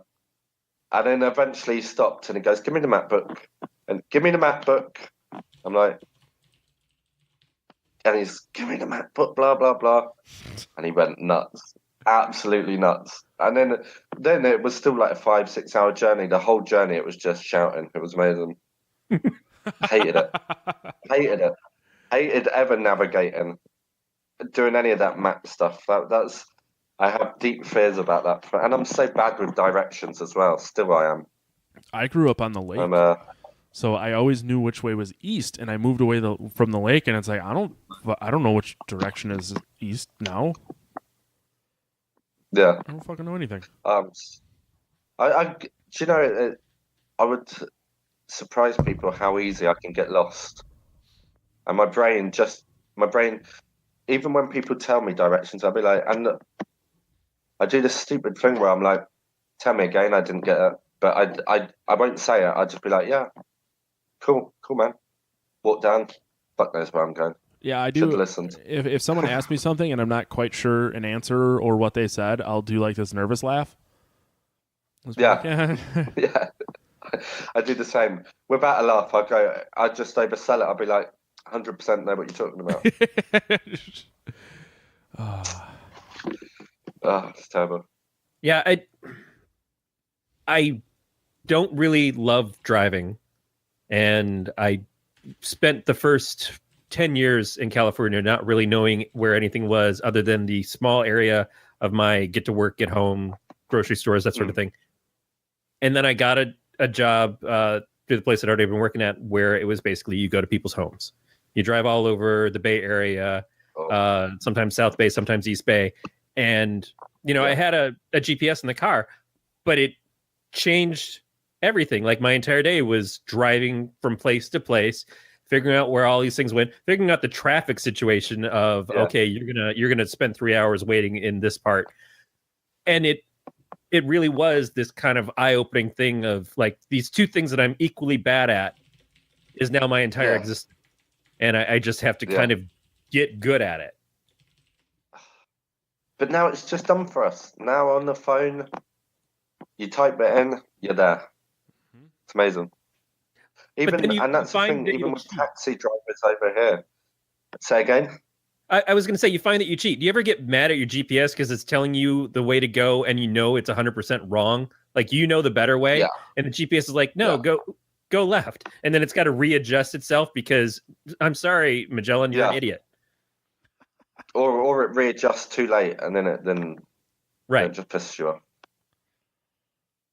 But it's handy because taxi drivers over here, it's a foreign country, they try and take you the wrong way a lot of time. So that's where it comes in handy when you can just go, no, motherfucker, turn around. Yeah. And then they shoot you. No, they don't. It's like, I'm just driving you straight to your grave. You're fine. Yeah. I'll get there just in time for you to be dead. This empty field isn't where I live. It's where they'll find you. Yeah. Yes. Well, I guess we got super far off topic. Is there anything else you want to talk about in your movie? And I know it's your day's just starting, but mate, I'm going back to sleep in a minute. I don't blame you. I'm gonna do the exact same thing when we're done here. Yeah. Yep. No, I appreciate you guys having me on. Hope you enjoyed it. Yeah, usually we would give a score, and I want to apologize to the listeners this week, is we're not going to score this because we don't think it would be fair to give a score in the same episode with one of the creators on it. But I am going to... Nice. Give it a 10. I'm joking. I am going to say I love this movie a lot. And we didn't have any clue what we were getting into when you contacted us. We didn't know what kind of quality this film was. What kind of acting quality you had or anything. I was completely floored with how good this movie was, how much I enjoyed it, even with it making me uncomfortable in the way that I think it's supposed to. And just how it's shot and everything, it's at a level that I did not expect. You're right, because you said that the person who directed it has done a lot of cinematography in other films, and it shows. And he shot, he as well as directing, he done the camera, obviously, because that's his thing. He's done camera on all the big films, so there was no way he was going to give up doing camera on his film. So yeah, that's what he done amazing with it. On the budget we had, he made it look like it's a lot more money. Couldn't speak there. Hey, it looks fucking good in my opinion. It really does. Thank you. No, and I appreciate that. I really appreciate the kind words from both of you. Yeah, it means a lot. And if anybody feels like we're just blowing smoke up your ass or anything, like you said, they can go and they can check out all the other reviews and stuff, and they can see the awards that you've won. Mm-hmm. I kind of feel like that should be enough to get people's interest. Hopefully, I know you can't speak to it right now. Hopefully this comes out soon where people are going to be able to see it in general. Yeah, it's going to be April, end of April, early May for sure. I can't say who the distributor, the company is, but we're super.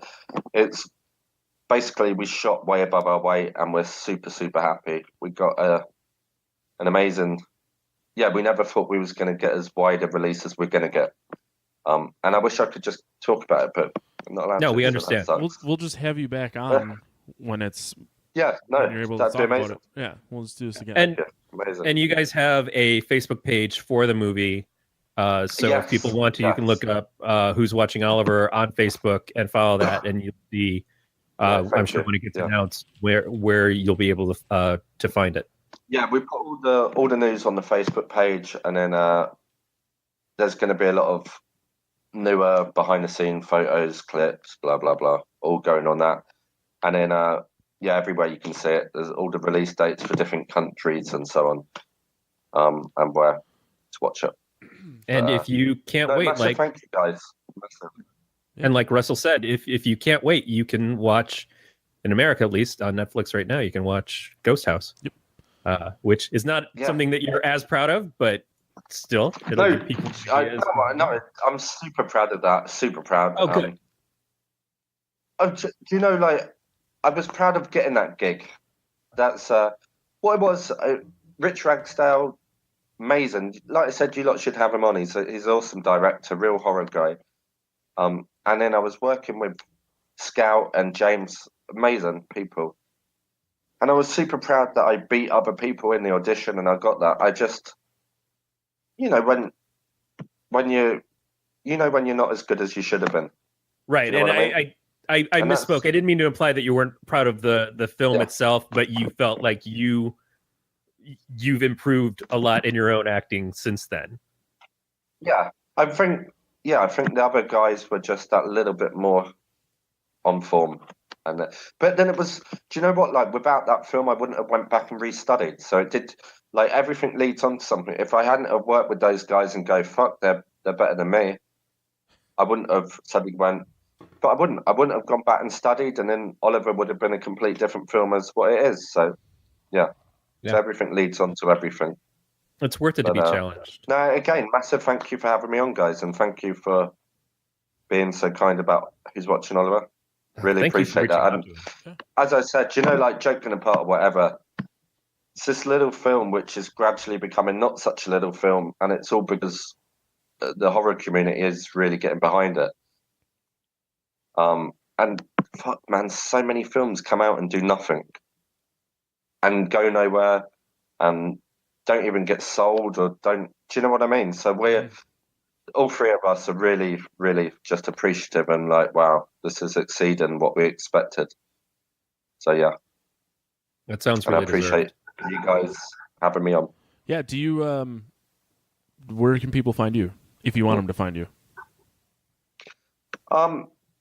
They're working behind us. No, I was going to make a bad joke there, but I'm not going to. Yeah, no. I have a Facebook page.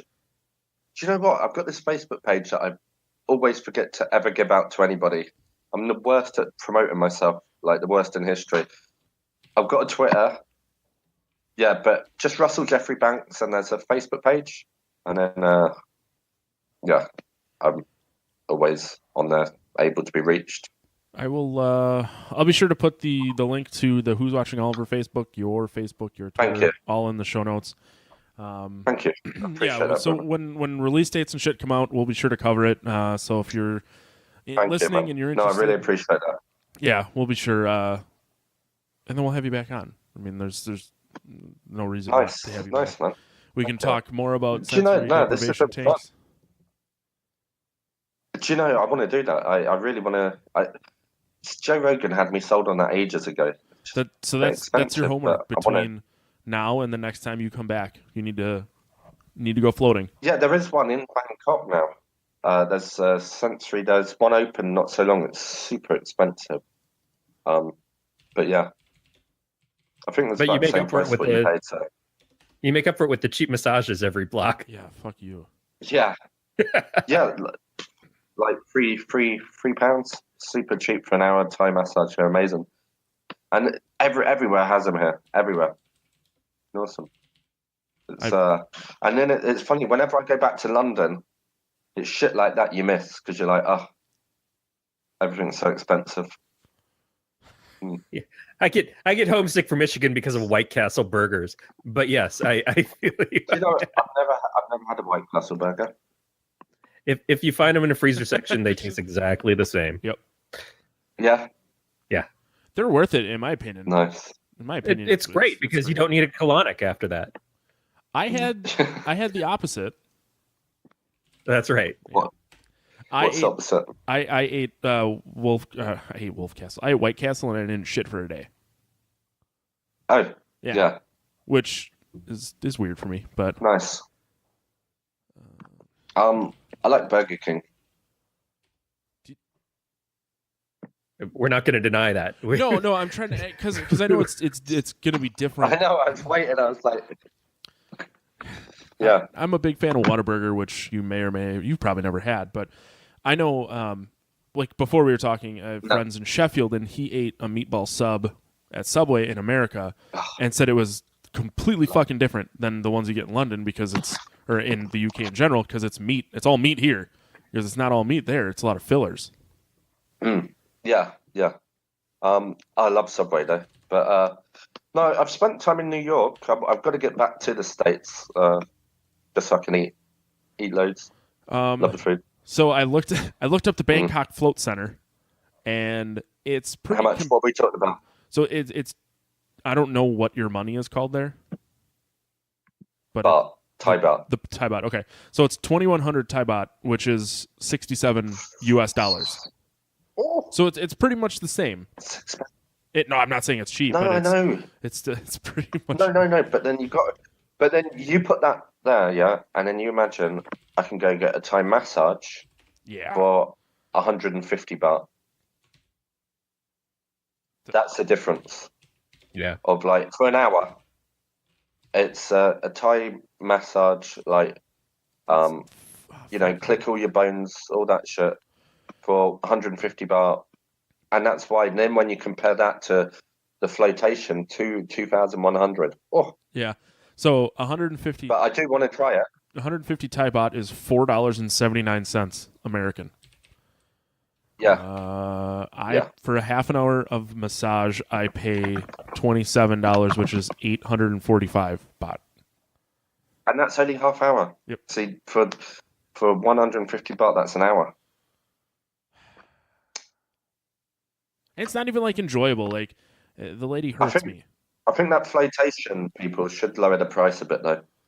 I think for the region, for Bangkok, we need to get a bit cheaper. If they was doing it at about 1,000 baht, I'd be straight in there. I'd be like, yeah, still expensive, but I'll give it a go. 2,100. Well, it needs some competition. It needs to have them on every corner. Yeah. It does. Yeah, it does. But I do want to do it. What probably happen is, because I'm tight with money, because I don't have a lot, I probably won't do it. But next time I come on, I'm going to lie and pretend I did. Well, man, don't do that. You don't have to lie to me. No, I probably will. It's that whole, do you know, like the whole direction things where you do the nervous laugh? Yep. You're asking me about it, and I'm going to go, do you know what? Well, look, we'll do a dress rehearsal for next time. Ask me how it was. Ask me. And I'll show you just how it's going to go. How was floating, Russell? The float. Oh, fuck, you reminded me of that, didn't you? You were the one. It's amazing. Do you know, since we spoke, I've been about 4 times. Was just couldn't get over it, and then it was like, just changed my whole outlook on flotation devices. Been looking into building one. You can buy a 4-pack.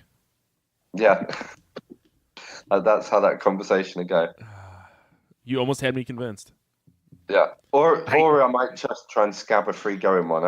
What I might do is I might just try and sneak in and do 10 minutes before I'm kicked out. Hey man, do what you gotta do. Somebody goes to climb in one of the pods and you're already in there. Like, yeah, is this a twofer? I came for the silence and darkness. I didn't pay for the rape. Just love it. You've just gotten the wrong flotation device, my friend. Yeah, it's true. Yeah. No, I do want to try it. And it is actually something which I've looked in for years. I need to take that step. Need to go part that money. Do it. It is very expensive. So wait until Oliver comes out and you become a big famous actor man. Yeah. I'll probably just try and eat until then, and then after. Yeah, I think eating a real meal. I'm joking. Yeah, eating a real meal is a little more important than going floating. Yeah. All that food will make you more buoyant too, so that's helpful. Yeah. Don't worry, there's enough salt in there to kill a mule. But it is, see, like, do you know what? It's just being over here. I'll give you an example. I went on a 12-hour train journey the other day from Chiang Mai to Bangkok, and that ticket was under 200 baht. And that's when you start to go with, like, 2,100 for an hour. But then you can buy a lot of other stuff for that money over here. Yeah. It's a hard one. I could, for that same money, I could get down to the beach. I wouldn't have a lot of money to do when I'm there, but I could get there. I could get there for that money. I could get to the beach, and I could have a meal and pay for a cheap room or like hut on the beach. I'm going to do neither. I'm going to sit at home and just eat loads of food, but that's what I could do. I don't blame you. That it's just insane, like what money will get you in different countries or different states. It's nuts. Yeah, so lately, I've been really thinking that I want to go to Serbia.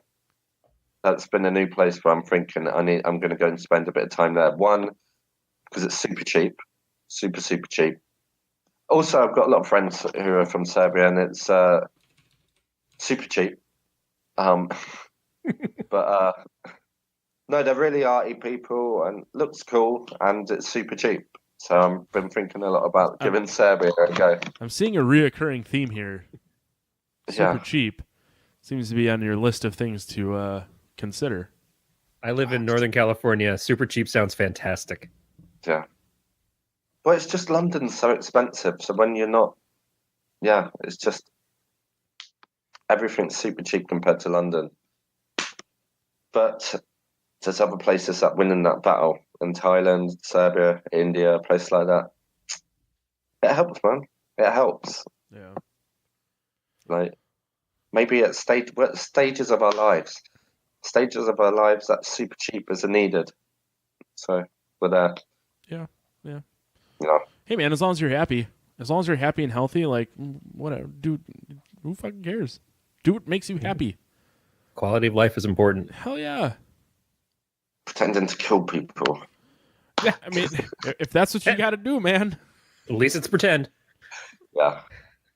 That's why I want to go to Serbia. Let's cut out that pretend shit. Go somewhere where I can really get away with this. Talking about with cameras and making out anymore. I was trying not to be filthy American who said, "Oh yeah, Serbia. I heard about their film. Does not sound like a place I want to visit." That film is nuts, eh? I still have yet to see it. I don't know if I want to see it. Wow. We have a frequent guest who wants to put that on us at some point. Yeah. Do you know? Actually, I tell you, that film's fucked up. That's so fucked up. But the guy who's doing the lead actor in that is amazing. Amazing actor. Forgot his name, but in some other stuff as well. Amazing. But fuck that film. Yeah, that makes Oliver look soft. It does. That's what Mama watches when she's not tuned in talking to Oliver. Yeah, Mama's like, right, I'm putting on a Serbian movie. Yeah. I need a palate cleanse. I haven't seen that. I've only watched that once, and that was a hard watch, that film. It's a good film, in parts. What I remember, but it was a hard one. Someday I'll watch it. Oh, yeah. Dude, you do a horror podcast. You should watch it. Jesus. I know, but like I said, there's just so much shit to watch.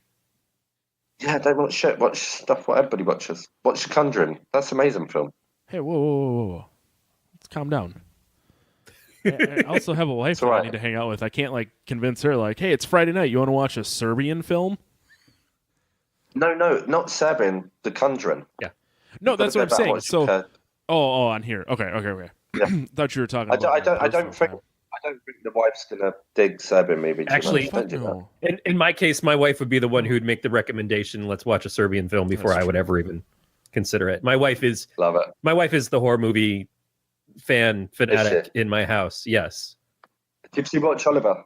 No, but I was watching it today because she had already gone to work. I was determined that she's going to watch it because let me know what she thinks. She'll sit through any bullshit horror movie and just have it on the background while she's drawing disgusting stuff. But in this case, it's one of those things like Triangle. After I saw Triangle, I said, I need you to see this. I need you to watch this movie. And she loved it. And I feel like she's going to get the same thing from Oliver. She's going to watch it. Did she draw that behind you? The painting? Yeah. That's one of hers. Nice. That's old stuff. Like the stuff she's doing now is really crazy. You can go to her Instagram, which we'll talk about in a second. Okay, yeah, pass me that in a minute. Yeah, and then I'll have a look. All right, Matt. Well, we're not scoring, so you can contact us by leaving us a voicemail at 805-328-3966. You can email us at pot@gncast.com, or you can leave us a message on the website. You can follow the show on Twitter, Facebook, and Instagram. We're at Podcast of Terror. And all those places, and you subscribe to us via iTunes, Stitcher, Google Play, or your favorite podcatcher, and leave us feedback on whichever one you would like. All subscription options and links can be found at gncast.com/subscribe, and you can join the page for the Galactic Network under Facebook as well. Yeah. If you want to give us money, go to amazon.podcastterror.com, shop it like you normally would. We get a cut. Costs you nothing. You still get that sweet 10 pounds of shampoo within 2 days. That's true. That's a lot of masturbation. Don't get in your pee hole, though. That'll hurt. It burns when you get soap in your dick. I like to get the No More Tears. All I can think about is no more dick tears. Right. Corey, where can people find... Well, actually, as mentioned, Russell has a Facebook and a Twitter, correct? Yeah. Do you have an Instagram? Yeah. Basically, if you type in my full name, Russell Geoffrey Banks, so it's double S, double L in Russell, and then double F in Geoffrey, Geoffrey, and then Banks. On Google, you'll find me anywhere. Any Twitter thing, you're gonna find me if you just stick my name in there. Yeah, I'll put links to all of his social media stuff in the show notes. So if you don't want to Google him, you can click there. Corey, where can people find you? I'm nowhere, but my aforementioned wife, you can find her artwork at arthag.com, or you can go on Instagram and look up hag_attack, and that's where you'll see all the stuff that she's working on. She's gotten into watercolors recently, so she's gone from doing all her marker stuff to now doing paintings, and she's really excited about it. And I've liked her watercolor stuff for a while, but she's on another level right now. I'm typing that in now. You can find me on Twitter and Instagram and on Tapped at Matt the Lifeguard. That's going to do it. So, as mentioned earlier, we decided halfway through the show that next week we're going to watch Russell's movie Ghost House. And, and then the week after that, I actually want to bring this up because Russell brought us his buddy Jude, who's going to be on. We're going to talk about his movie Incantation. This will happen again next week. I have a really terrible week coming up. It is the Pet Expo that my wife makes me go to once a year, and it's amazing. Yeah, the Pet Expo, so it's all animals, right? Yeah, she does small animal rescuing, so we have like a bunch of rabbits and turtles and chinchillas and shit in our house. So once a year, I have to not complain and go with a bunch of women and carry heavy things for them. Yep. Nice. And it's always the day before the Super Bowl. Animals. So, I love animals. I have all of rabbits and dogs tattooed on me. When's the Super Bowl? Next Sunday. It's this weekend, is it? Week from today. Who's doing the show? The Patriots and the Eagles? Or are you talking about our show? The halftime show. Oh, I don't fucking know. No, the halftime show. Justin Timberlake, I think. That is it. Yeah. He's got a new album out. That makes sense. Yeah. I assume that we're going to see somebody's nipple. Yeah. What was it? I like the Prince one when he was doing Purple Rain in the Rain. That was cool. That's true. Some of them have been pretty good. Let's see. Yeah, I think it's just Justin Timberlake. They haven't announced anyone else. which is unfortunate. Are you a big football fan? Our officials. Nope. I am actually a big soccer fan. Your football. Oh, yeah. Who'd you like? Chelsea. Uh, I hear that a lot. I hear that a lot from people. I picked Chelsea because I always played FIFA video game, and Chelsea was a 5-star team, and that's who I just kind of stuck with. And it just so happened that I now work with an Arsenal fan, and my brother's an Arsenal fan. Whatever. Well, nothing nice to say, so I won't say anything. I worked with a Manchester United fan too, and he actually got me back into playing soccer as an adult. And Nice. Yeah, no, I'd say if I had to pick a team, I'd say Manchester United. But I'm not. I like watching football, and I watch most games. But I'm more into UFC and boxing. That's what I'm big into watching. Yeah. What about yourself? You're a UFC fan? For a while, I actually did a UFC podcast. I was going to say, yeah. Did you? Yeah, two of the guys in our band, or my band, big in UFC, and they wanted to do it. So I was like, well, I have the means to make this happen, and I enjoy seeing someone get punched in the face as much as the next guy. Nice, man. So I wasn't into it as much as they were. What you got to check out is so one of my old roommates over here, Ree, and then John Nutt, they run FMD in Thailand, Full Metal Dojo. Okay. It's like the MMA over here, and it's pretty brutal. It's got like old pride rules with soccer kicks allowed to the head and that. But they have like Tommy Hayden, he fought 3 times in the UFC. He fights over here, and then you've got a few camps down. Mike Swick, he's around a lot, and then what's his name? I forgot the other guy. But anyway, yeah. Any fight fans, check out FMD. They've started to work with Fox now in Asia, but you can watch a lot of their events on there, and they're pretty fucking brutal, man. I'll check them out. You get some really, really some of the Thai fighters fighting it. Like now they're kind of new to MMA, but their fucking kicks are brutal. And then, but then when you get in a Thai, get some real good. There's some good fights. So yeah, anybody's MMA fan, if they want to see what's going on in Bangkok, check out FMD, Full Metal Dojo, if you want to watch some brutal fights. And then you're seeing a lot of up and coming Western guys who are, because they've got the fight camps over here, like I think they've got American Top Team now in Bangkok or in Thailand, and then some of the other big gyms. So a lot of them are having their first fights here before they move up to like the bigger leagues of UFC and so on. And then ex-UFC coming down to fight. Yeah, so it's good fights. So here in America, we're about to get the return of the XFL. Yeah. I'm excited about that. Which, I don't know if you're familiar with it, was about 20 years ago or so.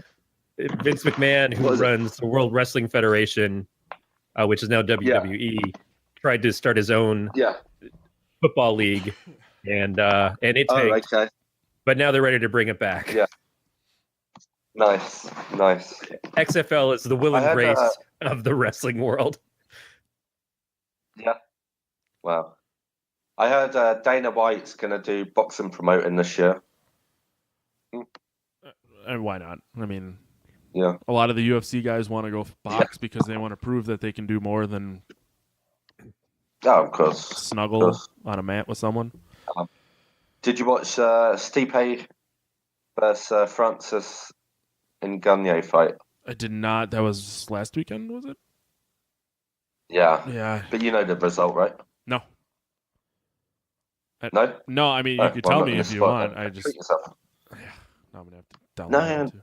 See, no, go and watch it. Watch the fight. No, that's what I'm saying. I'm going to have to download the fight to watch off the internet. Yeah, do that. I'm not going to spoil. Watch it. It was good. Yeah, we what the fuck, man? I went out to a bar to watch that Ronda Rousey fight where she got just fucking humiliated. Amanda Nunes. Yeah. Yeah, fuck. That was hard. Funny story. So tomorrow, the morning for you is the WWE Royal Rumble, and there's the first ever women's one, and Ronda Rousey was like picked as one of the potential winners because she's planning on making her debut in wrestling. What, today? Yeah, it's done now. Don't look it up because I entered a raffle for a bottle of beer and I have a number, so I want to watch it. No, I'll probably watch it myself. I'll be honest, that's the only time I feel like a child is when I watch something like WWE, like Royal Rumble or WrestleMania. And then I don't admit to it, but fuck, I grew up on. Oh my god, I was the biggest wrestling fan growing up. I still, I'm still fortunate enough to have friends who work at the radio station. So like when wrestling comes around, I get free tickets all the time. So fuck amazing, yeah, I go. Amazing. And one of our guests is he's friends with pro wrestlers now, which is insane to think about. Nice. Yeah. Who's your all-time favorite? Ooh, that's a tough one, man. I mean, Stone Cold Steve Austin obviously is up there. Yeah. He's the most memorable. I was a really big DX fan when I was a kid, but that's like that's more than one guy. Yeah, I was before that. I'm before, so I'm back in like the Hulk Hogan, Macho Man. That's when I was really. And I watched WWF once, like in Birmingham. Mm-hmm. Watched Mr. Perfect by Lex Luger. I can't remember some of the other guys were there, but yeah, that was amazing. They started like a UK faction of the WWE. Did they? Yeah, it's fairly recent, but now like so there was a guy who wrestled in the WWE who lives, I don't know, 20 miles south of me, so he started like an independent thing, and they have shows all the time, and nice. My wife and I go, but they do this thing once a year, and they always bring in old wrestlers. So like last year I met Bret Hart, and I got like a picture with him, and oh, nice. This year is amazing. Ted DiBiase's going to be there. Sunny, which is awesome because I jerked off to her a lot. $1 million. Yep. Yeah. Scott Steiner is going to be there. How much did you jerk off to Ted DiBiase? I just need to know. I just wanted to come on the $1 million belt. Right, that's all there is to it. But you know, Virgil was going to stand right in the way of that. Yeah, he's going to swat it, protect it. Yeah. But yeah, it was a couple years ago. Like now, WWE has a network similar to like UFC's Fight Pass, so it's like $10 a month. You can watch every pay-per-view ever in the history of the existence. Hollywood over there. Sorry. No, you're good, man. So it's like $10 a month. Like, why the fuck not watch wrestling again? And it's so nostalgic and man, the people watching when you go to that shit live is just amazing. Is that? Oh yeah. So I'm just turning off the phone. No. I mean, we should probably let you go anyways. You want to go back to sleep?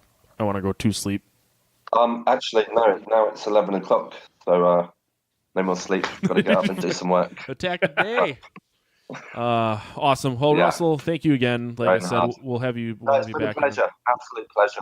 Yeah, we'll have you back in a couple months once we know more about Oliver's release and hopefully. Brilliant. Thank you. Watch more. And just in general, you don't have to wait for Oliver to come out or anything. You're invited back to hang out and watch and review a regular film with us anytime.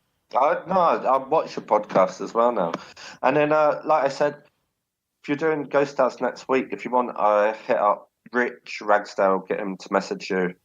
He directed that. And then if you want him on, I'm sure he'll be willing and up for it. We would be up for it. Yeah. He's a cool guy, man. Nice guy, cool guy. I'll pass them on. Then it depends if James is also free, but you can speak to those two yourself. Yeah, absolutely. That'd be awesome. Cool, man. Yeah, thanks again. That's going to do it for another episode of the podcast. Pleasure. Sorry, man. Great, man. Absolute pleasure. The fucking way over you. Sorry, and I did you. It's fine. Now awkward silence because neither of us wants to. And there it is again. I know, right? I'm really bad at this. It's kind of a will they, won't they movie. Yep. All right. That's going to do it for another episode of the podcast here. Russell, thank you again. It was an absolute pleasure. And we will talk to you guys next week. Stay scary, everybody.